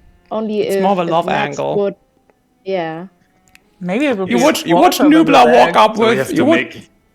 you watch Nubla walk up with Colby around her shoulder saying, "Yeah, it's more of a love angle." Oh, thank you. Love angle. Okay, so we have to make Birdman hook up with this Brodok, and then we have a proper triangle, and then we can solve it. That's what I'm. Then we just have. Yeah. And then we It need to would- find your ex-wife. Yeah. You watch Living right. you watch Castian kind of appear out of nowhere. Says, "I don't see a problem." Oh. Oh. Yeah, but see, maybe they're all polyamorous. You know. Well, can look, I happen. mean, he's cute, don't you think? I never needed this to be anything more than casual. And I'm not telling anyone anything, so. That is such a We can quick tell him. I was solution. oblivious as hell. Yeah. If it means anything, Custian, you're my number one pick. I If it take means a vote anything, of I do confidence. not care. Castian actually- smooches you on the cheek and leaves. Steady. Oh. Excellent. You all are very cute. That's all that I have to say to this.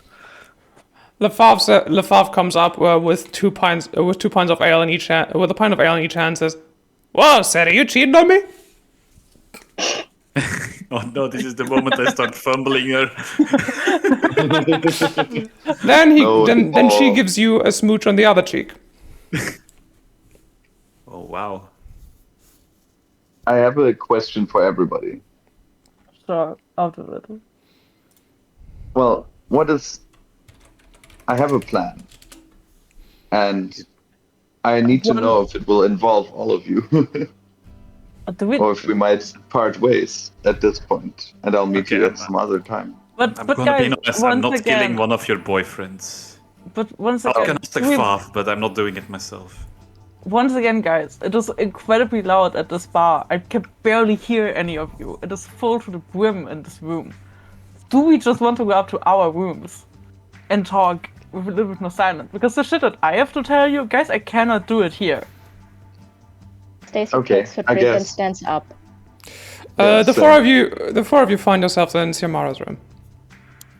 Thank you. Lefavre Please is tell also us of your there. plan. Lefavre, why is Lefavre here? Well, the way I see it, I'm as much a part of this party as any of you. Same as Castian. Same as D'Agostino, I guess, but he's busy. Do I have to give all of my secrets to everybody that we know? Well, I have something to I'm share with gonna all of tell you as well, though I can just wait until you let me back in. She leaves the room. I am gonna be honest, you. if I was gonna tell a far after anyway. Like Oh, we're a okay, two-package deal wow. now at this point. Wow, I'm gonna be honestly, honest. I do not know if I want to tell you anymore now. You can't just go around and spilling my secrets. I think they're mine to spill. That's fair. Thank you. But, Tia, you wanted to share the plan with us. Let's do that first. Well, it's unfortunately very convenient what the court said to me specifically, but maybe to us as a group, that we need to keep serving the prince until it is time, I guess. However, I had my own idea about this, and perhaps you would join me. I'm looking nervously at Francesca because I do not know if she had anything else planned for this, and I have to go soon. So I want to relay this idea to the party. I do not trust the court. So just out of it. It has nothing to do with the court. It's just convenient that it's not in their disfavor what I'm planning. Okay. Well, So the what are you prince planning? basically just gave me free reign to do whatever I want, as long as I can pretend it's in his service. I do not like how he runs the city. I do not like his intentions, and I do not trust him. But I can build my own militia within the city, slowly, in the dark, without him noticing, and I can make sure that we know what's really going on the streets. And in the meantime, we can pretend that we're serving him. We'll still do what he asks us to do, but we gain the upper hand slowly. Maybe by the time that the court thinks that their time has come, we are also ready. I have the resources and I have the contacts. I know who to ask. I know every criminal in that city, so... Yeah, what do you say? It could be very useful. Since it's like doing going to Moon Lake, and we need to look what the Summer Circle does. It's fine by me because I need to look what they're up to. It's not right. All right, Seti? For now, I was considering myself to be Stacy's bodyguard, following her around in her duties. But I did have a dream once, investigating the streets and knocking criminals' heads in, and I do like that idea. I am in. So it is decided send a that hand to the group. that the Light Seekers will secretly try to find allies and plot against the prince in case he becomes too dangerous. Say Yes. plot against everyone. Honestly, You I what? do not Hell trust yeah, guys! either faction. Hell yeah, guys! I don't trust anyone. Safeguards upon imperative. safeguards. Inspiration The for most tricky everyone. part is- Yes, Inspiration for everyone. Yay. thank you. Xiomara, the time comes for you to speak. Okay. This is incredibly hard for me. And there are two things that I need to tell you guys. And maybe the first thing, maybe I should have told you sooner, but I wanted to tell Stacy, and then shit just hit the fan, so I didn't. I'm not an elf or anything like that. I think some of you guys already could like figure it out a little bit.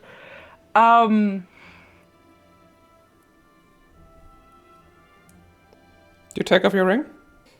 Oh gosh. How do we Stacy do this? nibbles at her drink, but also she looks encouragingly towards Xiomara and has like this little sister vibe around her, who is like, yes, do it. By the way, Stacy, your hair, your hair hasn't changed back. It's still a little longer, a little bit more silver. There's now a Yes, silver that's speckle to your fine. eyes. And Seti, you every living moment you feel a little bit more justified in your idea to follow Stacy around. It seems like a better idea every moment. And there's Algernon. I'm about to say, like, it feels like a good idea, but in the meantime, I also feel deep shame when every time I think about what I'm doing, I hold the dart that I've been given in my hands. You know as well as anyone that this might be for Stacy, or it might be for someone else. That summer circle sounds like a lot of trouble. We can pick up in the scene a little later. There's some things that happens to each of you. Steady, at the end of the day, after all your limbs are sore from running around and dancing and singing and playing, you find LaFave in your room. She looks happy, from what you can tell, especially when she sees you. As you come in closer, she leans in to give you a kiss. How do you react? I reciprocate the kiss, but I don't say anything afterwards. Alright. Here's the thing. LaFave tells you that she won't be traveling with the party anymore. Not because she doesn't like you anymore, she wants things to end, and in fact she would like to stay in contact. While you guys travel on to Moonlight City, she will take the next ship. She will take the next route over to Peche, basically. She said that there might be some. She had a vision from Iergo, the god of the dead, telling her to go there, and she hopes that she will find you there as soon as you arrive.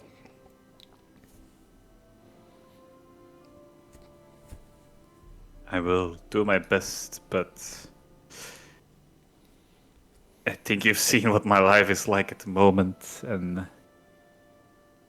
the winds tend to take me in ways that I cannot predict.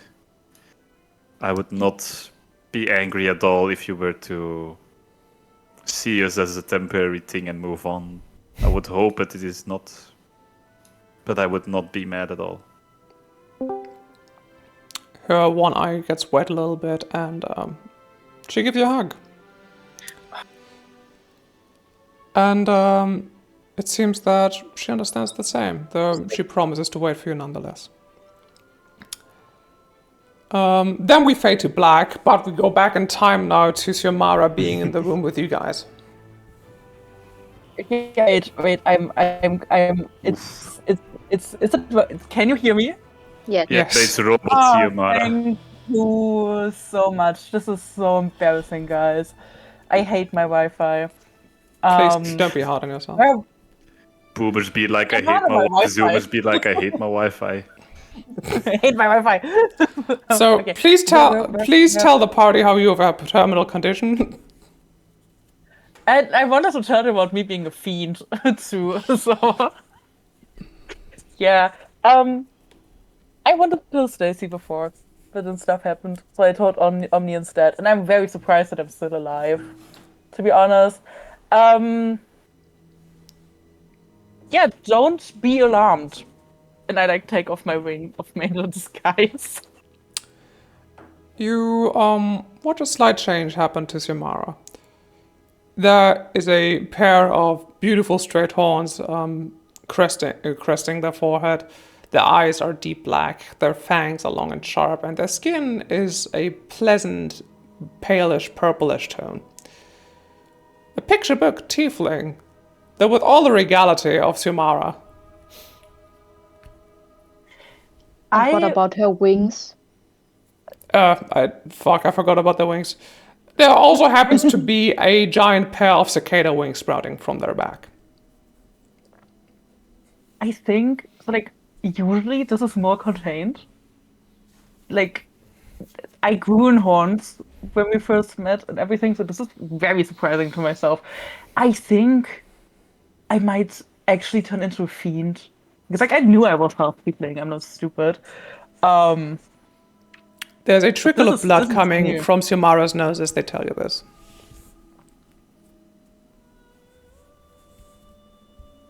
Also, guys, I might be dying.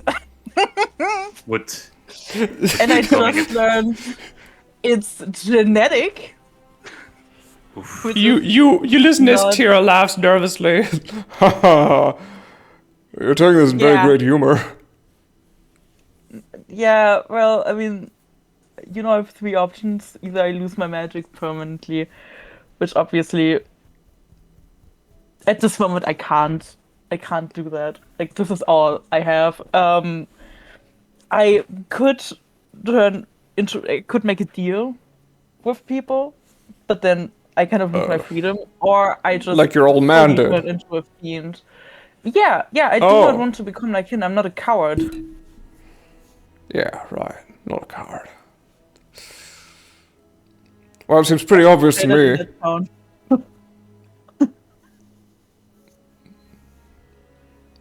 Seems pretty obvious to me what you should do. Stacy just grabs Xiomara's hand and pats the hand. Says like, whatever you choose you want to do for you, I am here for you. Thank you. I'm Right. currently looking into other options. And I think I have to evaluate for myself. Go. Okay. It sounds like you have sort of chosen already, because the other parts sound like you already say they are non-negotiable. Yeah, don't want to lose myself. But I don't know, when you've worked towards something for all your life, and then you get told that it is the one thing that's killing you, that's kind of like I've learned it this morning. It's it's not really something that I'm dealing with at all. And I don't think I think it's gonna take a while until I have dealt with it, until I've like stomached it. Because at this point I'm just really, really angry. I think it's very unfair that it happens to me. And I think I should have known of it, that this was a possibility before it came to happen. But what did I expect from my father? You've seen him, you know him now. He's something. A shitty Exactly. dad. Yeah. No. Yeah. Maybe. Also, I don't trust anything that these people say. I do not know if you guys trust what they say. I also don't trust what the prince says. I think everything is a shit choice. Yeah, Yeah. no argument there. But when we are in Moon Lake City, I will have to sort out the whole inheritance thing and what to do with the body of my father, who is not dead. So let's see how this will go. Did I already tell you that we have a place to stay there? No, you haven't. Oh, yeah. We can stay at Goodman's place, or maybe we should call him by his actual name. Which is also very fun. Although it cannot be. Sorry, guys, I'm having like a crisis today. It cannot be that I think that the son of the main guy that I think is shit is cute. What do I do with this? This is horrible. Because he's pretty much identical to his dad. And to the bird mask guy. Yeah, Stacy goes like, yeah, and you know what? Flora, she was in cahoots with Mistel, who's like the daughter of the name we just not we know The name but we can't do not speak know. out. But Yeah. What was today, guys? Honestly, this was so bad. Is there anyone in our past we can trust? Is Mogre turning No. out to be like a big evil or something? Well, here's the thing, though. Yeah. I mean, you talk about you're not looking forward to meeting your wife, Seri, but the way I see it, she might be the only one with the right plan. Because I know a few things about Behrman, and I know that he's an alright guy. He doesn't love enslavement, or, resurrecting the dead, or starting wars. How do I put this? He's interested in protecting the Order. Maybe if we get the chance, we should seek her out. She could be an ally. If you can get over, He gestures at you vaguely. We can How protect does you. a platinum dragon react to a silver dragon? Oh, that's a good question. You can give me a religion check. DC I 13. think they melt or anything. Where's religion? There it is. Oh no, I want to do it with advantage. By the So way, I'm have using you one of have my- you already deducted 1 point of intelligence? Yes, I have. Yes. I mean, his name is so hard to say. It's Really, I rolled. Oh, okay. Wow. Okay, I'm really so bad in intelligence now. Can I use another one of my inspirations? Of course, Stacy. Anything for you. Thank you. If I were it was, she'd be like, you fucking donkey. Yeah. With an 18, you know that supposedly he made you. One way or another. Oh, You're not entirely You're not entirely sure how, but you feel like if there was any interaction between you and the God of Rights, it probably won't go that terribly for you. Okay.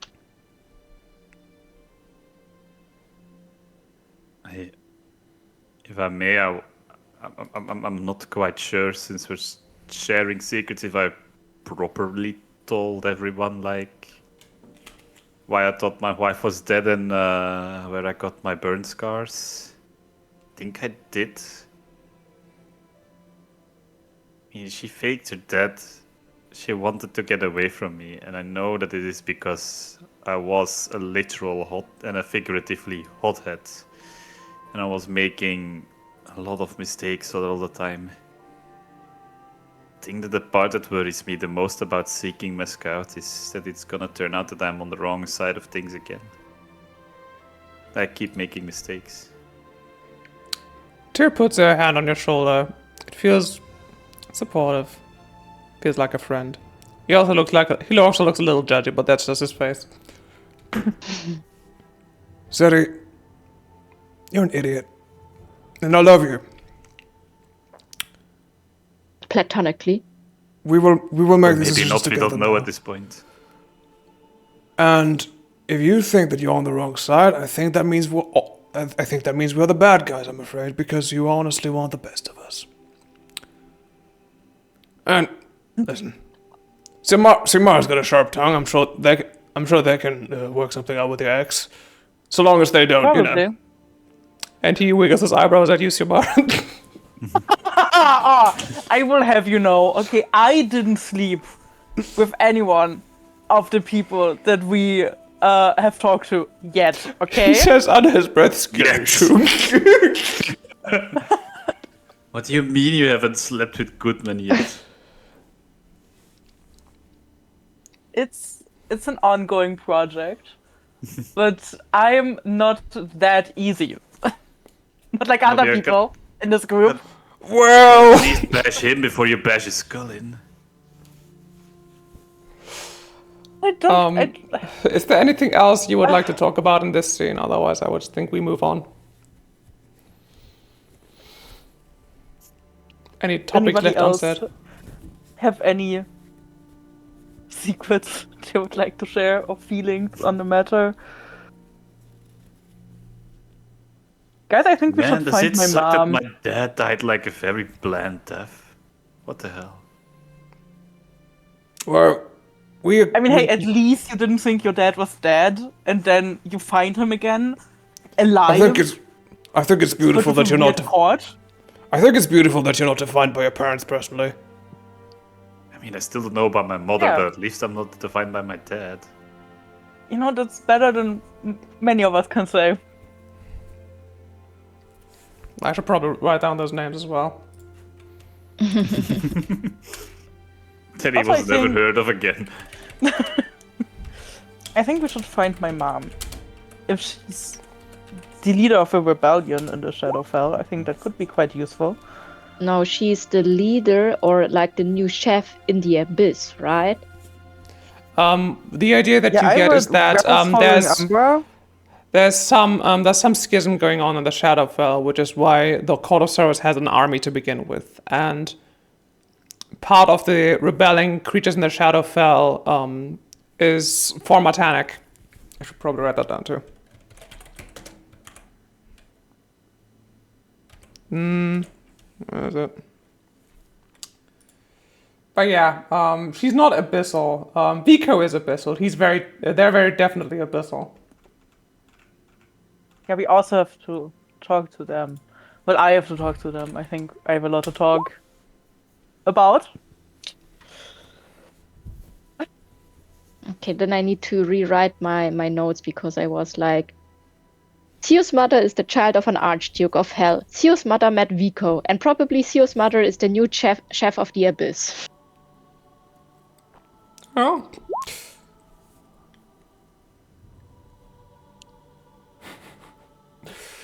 Yeah, calling me out, Seti. Anyway, I'm literally part of his first name. What the hell? of her first name, that's your mother. Setting Sissa as your mother, Stefani Ayeri Alright. as your dad. Oof. All right, Seti, you already had your end of day scene. I think I we did should. have one question for Xiomara before we go to the end of day stuff. Oh yeah. Talk to if me. if I understood it correctly, your condition is hereditary. Was it not Yeah. from your mother's side? Oh, it was from my mother's side, but my dad But obviously knew she's- about it. You She's recall out that? there. She's You Yeah, recall she made that? a deal Rebellion. with her mom, maybe she knows a fourth way. but Well, from what no, I she gathered, just made a she deal. made a deal. Oh fuck, She just made a deal Yeah. with an Archduke of Hell. man, that sucks. It does, doesn't it?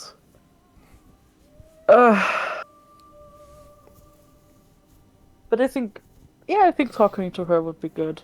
Also, in that regard, maybe she knows something that I don't, or maybe she has some advice how to deal with this. Maybe I should also search for my grandma, I guess. What the fuck, guys? Why do I have weird family all over the place? Yeah, why can't you be more like Seti? Normal? Fuck yeah, honestly, that Basic even. is such a good thing. I love that for you. Just goes like, at least you're not like DNA spliced and have like multiple different personalities. Honestly, yeah. That also sucks heavily. I think we all have shit family. Let don't us know. rejoice in the shit family club. I like the dragon side of you. It's got a Thank you. sparkle to it. A certain je ne As sais long- quoi. Yeah, as long as you don't lose yourself. Okay, is that it? Yes. Yeah. We move on to Stacy. Yay. Stacy, where do you spend your evening?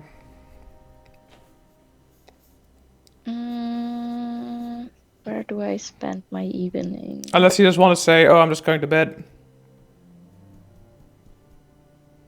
No, Stacy goes outside and wanders around in the forest because it's like winter, right? So it's like exactly her It's- season.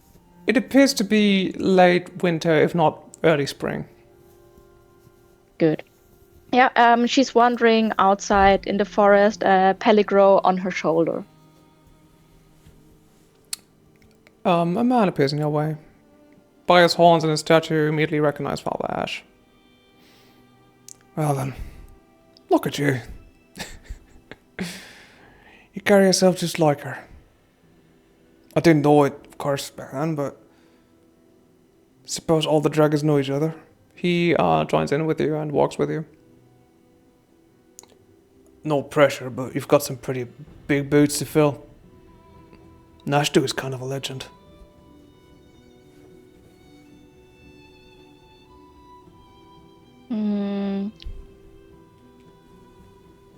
like even bigger than Ashling was? Oh, perhaps not, but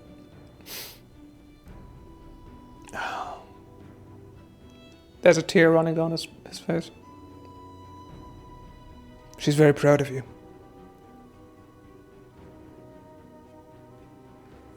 Though I think you could have guessed that. Well, it seems like by the grace of the prince, us druids will be able to stick around. And you will continue to do what the two of us talked about, right? Yes, for now I will do what the prince commands me to do. I don't know. At least I play along. I need to watch out what everything is going on about. And it seems like the summer circle is heavily drifting apart. There's trying to be sure. Luckily, you're not gonna have to face this alone. Or without my aid. Ashling entrusted me with something that I should give to you. Daisy tilts her head.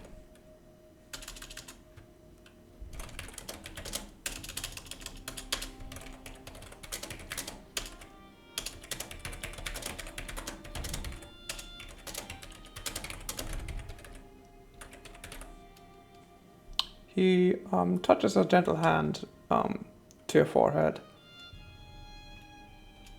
and speaks a few words in Druidic. You seem to hear the distant roar of a dragon in the back of your mind. And the essence of Nashtu is enriched by the essence of Asher. A little piece of him now with you, always. Though not quite so much to overtake you. You gain this feature called Autumn's Wrath, which means anytime somebody you know does damage, you can convert that to lightning. Okay. Damn, now I have cold and lightning, right? You also gain the lightning breath feature, which is just your cold breath, but you can have it do lightning instead. Ooh. Amazing. He'll do some amazing things, I reckon. Finally, Stacy, Coolster, your dragon wild shape now graduates from wormling to young dragon. Yay!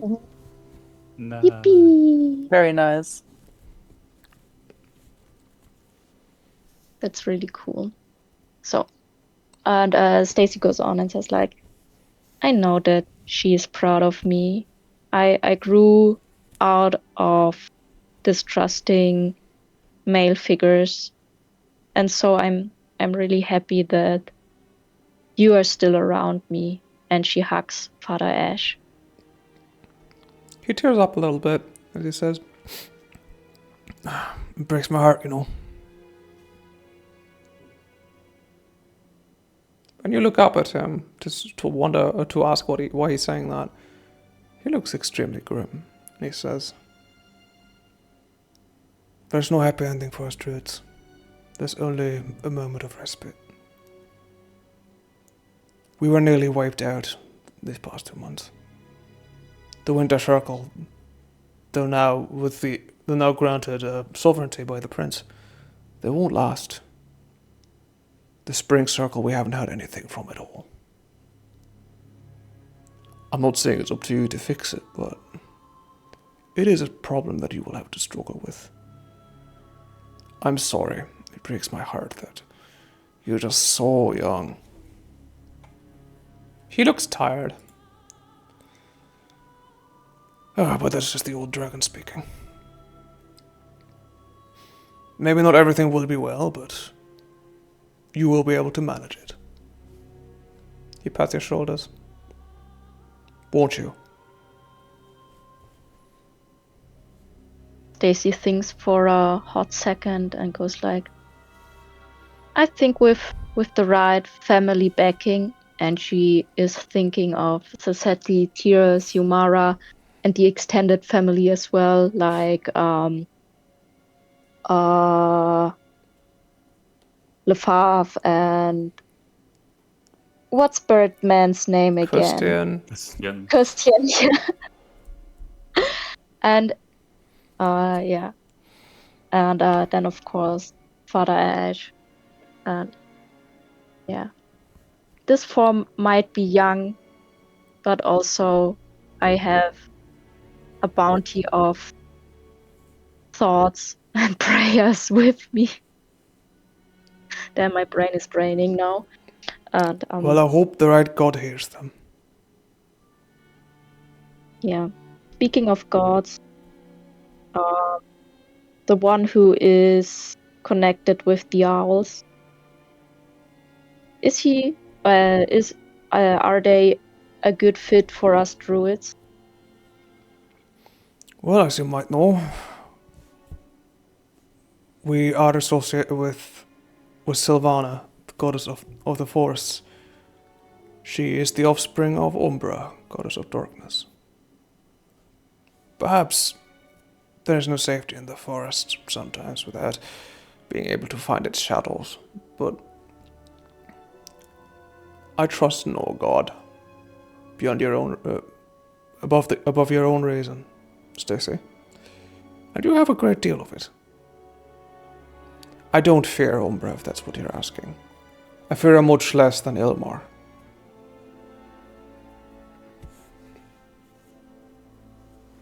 I'm just contemplating which side I should or can be on, because I think we are heading into a situation where you can't be really neutral, because when you're neutral, then your story ends. He nods and says, "Oh, you really are wise beyond your years. Well, there's some flowers I was trying to pick here. They've only just grown in with the snow gone. I was hoping you would help me a little bit." Yes, of course. Turns out turning into a dragon doesn't cure you of your cataracts. He babbles on as he takes into the forest. Samara, what do you spend your evening? I think I'm just like chilling on the bar with my ring back on, drinking wine, and just reading some of the books that I got from the library. Maybe just like low key. You watch as Kostian quickly goes by, orders a drink for the both of you, says, "Hi, He looks at you strangely, says, "Wow, you look amazing." Is that sarcastic? No, you've got this air of gravity around you, of severity, of certainty. It's quite attractive. Thank you. Could you be a That's the doll? nicest. Yeah. Could you be a What do you doll need? and next time you see D'Agostino, just kick him in the shin for me?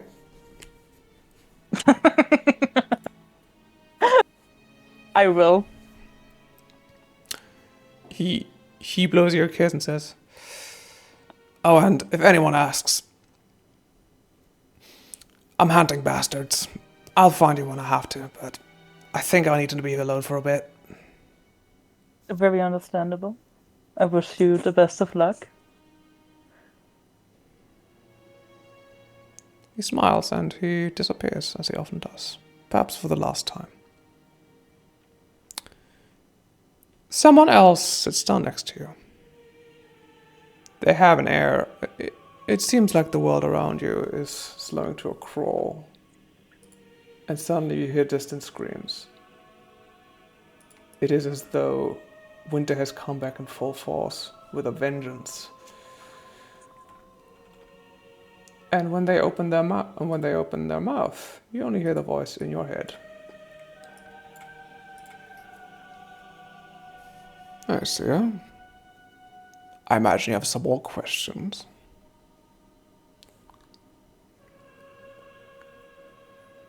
Oh god, wait, I need to write down some stuff. Give me a second.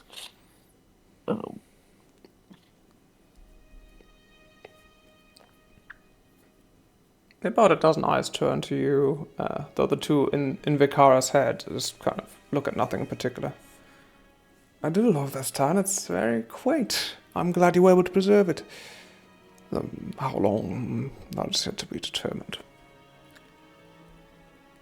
I hope none of us can look into the future and figure that one out. I would like to be a little bit surprised from time to time. I know only two creatures in the entire cosmos who know the future with certainty. Oh, very Oh. good. I shall never seek them. Oh, I think one of them has already taken an interest in you. I felt her fingers on you. I've seen her fingers on your shoulders. Even now, she needs to reach out. And then, of course, there's He gestures towards the eyes growing from his body, growing from the body like tumors. Then there's, of course, our good friend down in the abyss. He's got a pretty good plan.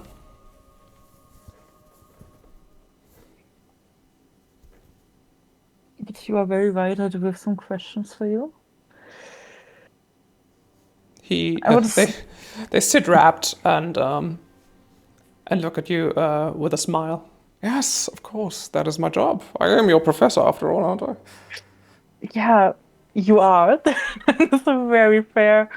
I have just found out that my mother sought you out before she left. You have such a way with words. Yes, Pharmatanic tried to kill me. Oh yeah, good for her. I keep saying that a lot today. Yes, I she made a great effort. I think it would have done her very proud, if indeed, well, circumstances weren't what they are. They brushed the hair back with a claw. But you must have more Now questions that- than that. Yeah, I mean, she tried to kill you. Did you try to kill her? No. An eye for an eye. Haha. No, I told her to stay away. I told her to stay away. I knew what she was planning. I knew where she was in the city. I knew that she'd figured out that I wasn't just a magical prodigy. That I wasn't just somebody who had risen to the rank of Archmage at the tender age of 23. No. She could see right through me. I admired that about her. From a distance, naturally. I always tried to keep her away.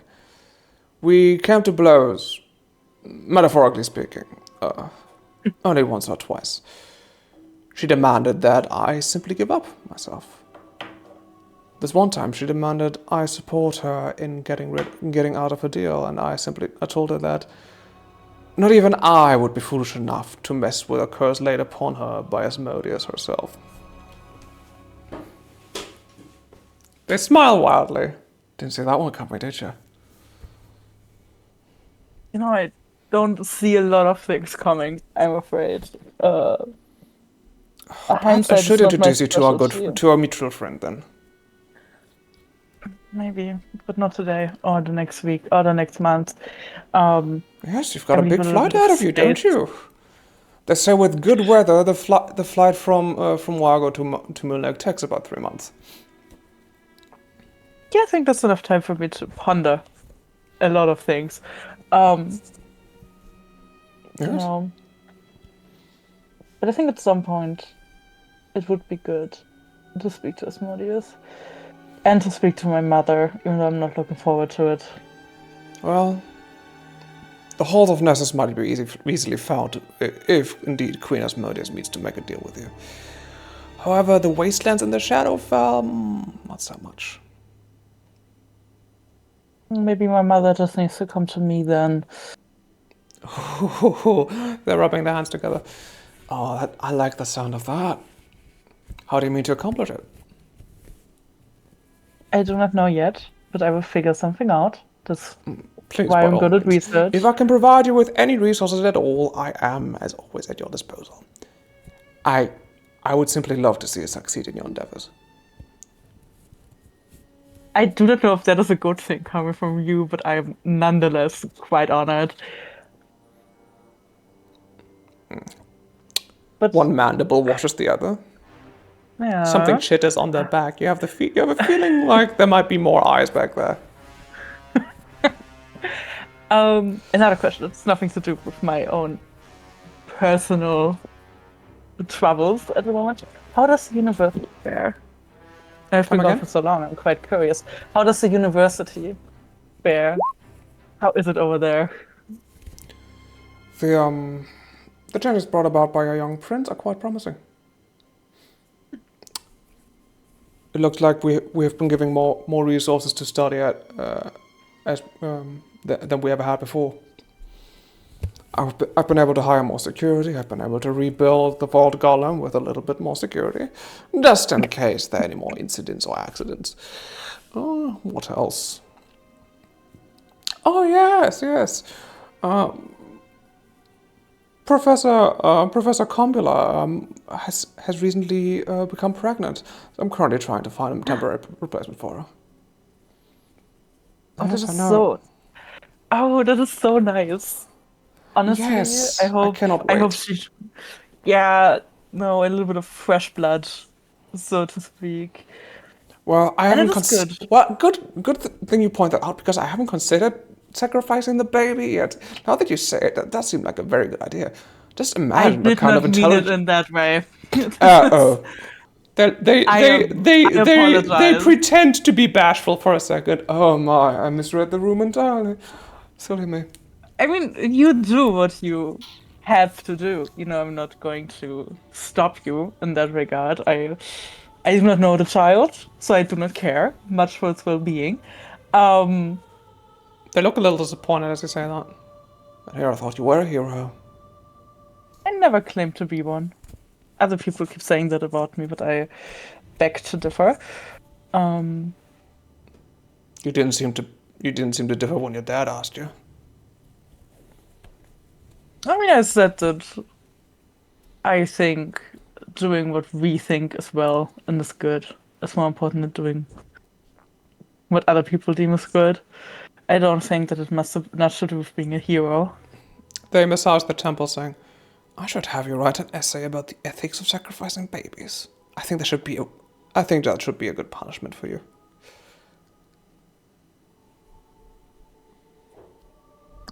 Why does everything have to be a punishment? Have you not been paying attention? This entire cosmos runs on suffering. Everything gets quite boring from time to time. Everything That is depends. just Are you the one bad. suffering? Are you the one suffering, or are you the one inflicting the suffering? We will see how the wind blows. We will see how the story goes. I will not continue the rhyme. But thank I you. suppose there's not much time.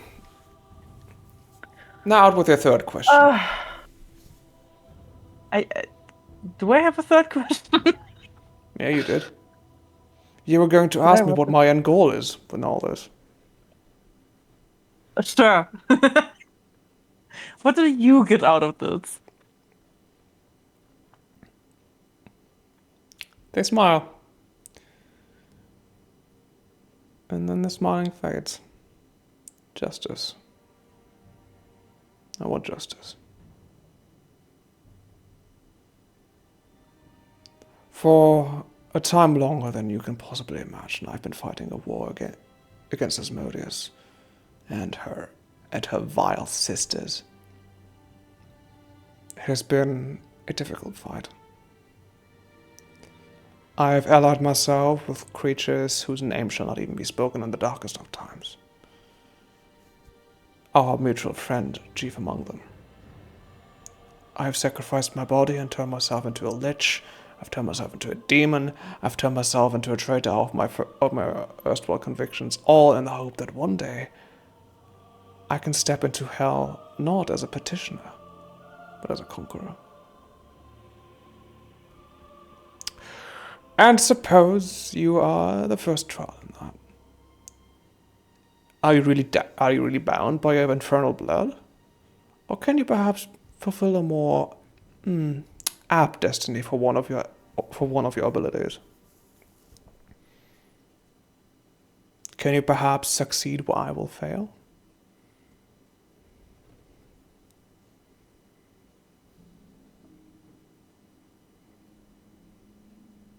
Thank you for telling me this.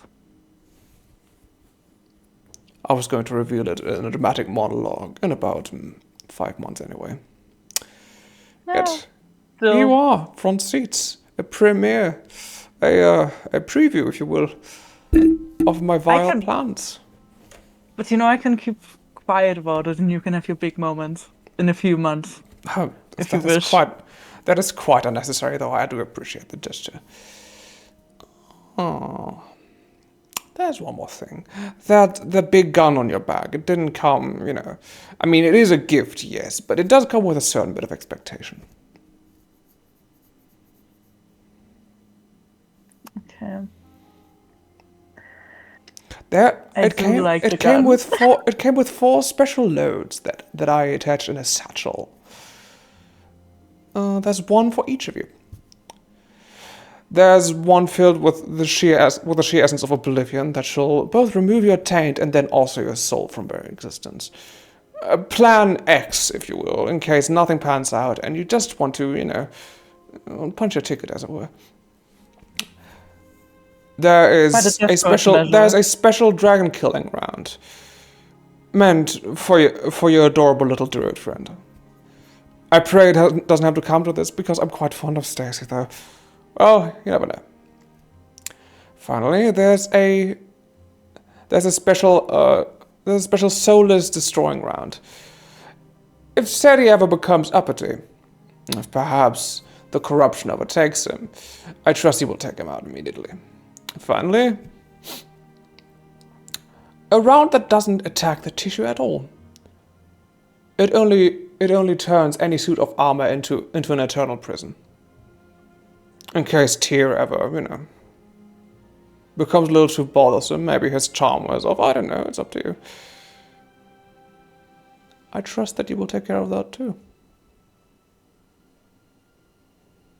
I understand. I'm sure you, Just say that I will do my best. you will. You have no choice. You're a perfectionist, after all.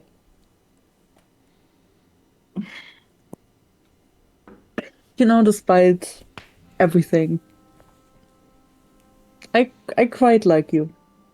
I think under different circumstances, this could have been nice. No. Take it from me. Nothing stays nice. Oh, you're quite a pessimist. You are once again alone at the bar.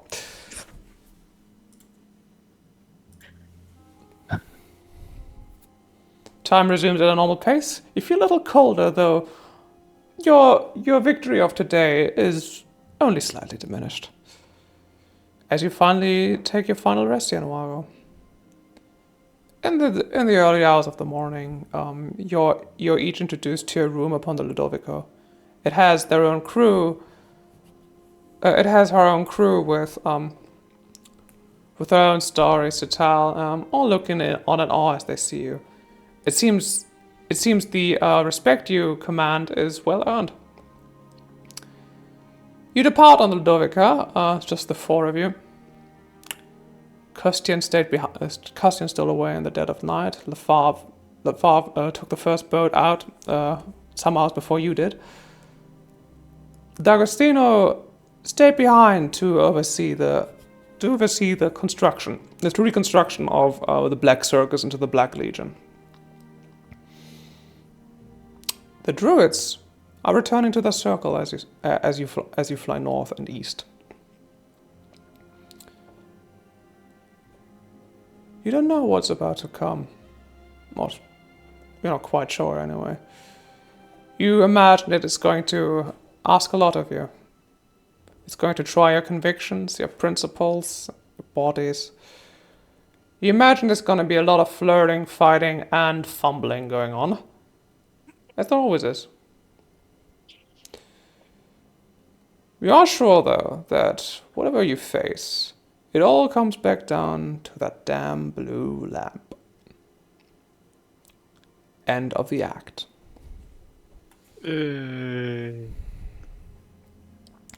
Right, everyone. Felicity. Wait. You all ascend to level 10, which doesn't matter for now, but congratulations anyway. You beat Act 3! Hooray! Yippee! It's been like, what, 14... 17 months? Yeah, cool. I dare not account. I'm very happy. I hope you enjoyed as much as I did. We went through a lot of changes in the meantime. It was so much fun. I can move 20 feet more. Yes. Yo! I'm immune to disease and poison. If you want, I'm sure I'm not gonna remember everything I gave you today, like the features I made for Stacy or the magic item I just gave to Samara, but you can just remind me. We're going to pick up next month with Florian's one shot. I'll be excited, and ahead of time, I would like all of you to please prepare like a document or something brainstorm adjacent, just to share with me ahead of your one shots. As it's going right now, it is going to be Florian in June, as I said, Kulsti in July, Antia in August, and Algernon in September. Then in October, we will be back with me as the Dungeon Master, though we will be playing the Curse of Strahd hack I'm working on. Did I forget anything? Gay vampires. Gay vampires. Woohoo. I'm gonna make it so Catholic, guys. I'm not. I'm pretty sure my character does not have any faith at all. He doesn't believe in God. Great. Anything you'd like to say to me? Guys, I took 10.5 pages of notes this session. I've never taken this many notes. What was your favorite? Very amazing. What was your favorite revelation today? I know there were a lot. Jesus Christ, my dad is This still cheating alive. bastard. Come again? For Algernon, it's that their dad is not dead, and for me, it was that there is a cheating bastard. I mean, didn't fuck, know. I should have known that he's not dead. You know, if I had thought a little bit more, I would have known, but I was so caught up. I was so convinced. I was so convinced it wasn't going to be a twist for you, but No, then it was. It was totally. I was like, what? I was like, when Kulsta said, oh, I thought you knew. I was like, fuck, what do you mean? I knew. I don't know shit, guys. I Yeah, don't know Everybody knew but you. moment Siska irony described the princess. Oh, I don't remember. The Black Cinderis. Prince? No, the White Prince. White Princess, right? Yeah. I was like, oh, that's it. That's the big reveal. No, I was like, something weird is going on. But I did not get it. I didn't get it. And yeah, the question I did not ask was about Mistle then, because like in one session, Irony said, "Oh, you already met Finger Eater's daughter," and I was writing in my notes, "What? We already met Finger Eater's daughter?" And yeah, but Don't then... usually say That's what. not Mistle. That's not Mistle. Mistle has a different reason for looking that way. Oh, okay, so I should have asked the question. Okay. Do you want me to tell you? I can just tell you who is Finger Eater's daughter. Yeah. Yes, please. It's not Tom. It's Exissa. Oh, it's not. No, Tom is an archfey okay. transmuted into a cat to evade capture by her father. Yeah. That was the What one the fuck? question She I was wanted still to kill thinking a of bro? to ask who the hell is that Wait. cat? Come again? Sorry, I was saying like that's the one question I thought I should have asked and I forgot. Like, who is that cat that keeps following us? And then I would have brought that cat into danger. Listen, the cat only followed us because one player needed guidance. Oh, she might come back. Currently, she's busy in Maracas. The Good. cat was so fun. Like, yeah, like her actual name is Kitharamus, and Javier was supposed to find her, which is why he had her old armor, and then gave it to you, Stacy. Yes. this name rang a bell for me. Like, Fingerita has 3 children. Vanna, Rothlid, and Kitharamus. Which is in reference to why he's named Loki. Because that's just a different version of Loki, and now you can do the rest of your the rest of the thinking yourself. Like, why is it specifically 3 children? Is Very this just cool, like very cool. the Ragnarok lore or something? Sure. But yeah, I need Oh my to go God. now. The potatoes need Yeah. me. Of course. As a thank you. Great, everyone. I had fun. I hope to see you all in June. Take care. It was so much fun. Take care. Good night. Okay. Nighty Night night. Love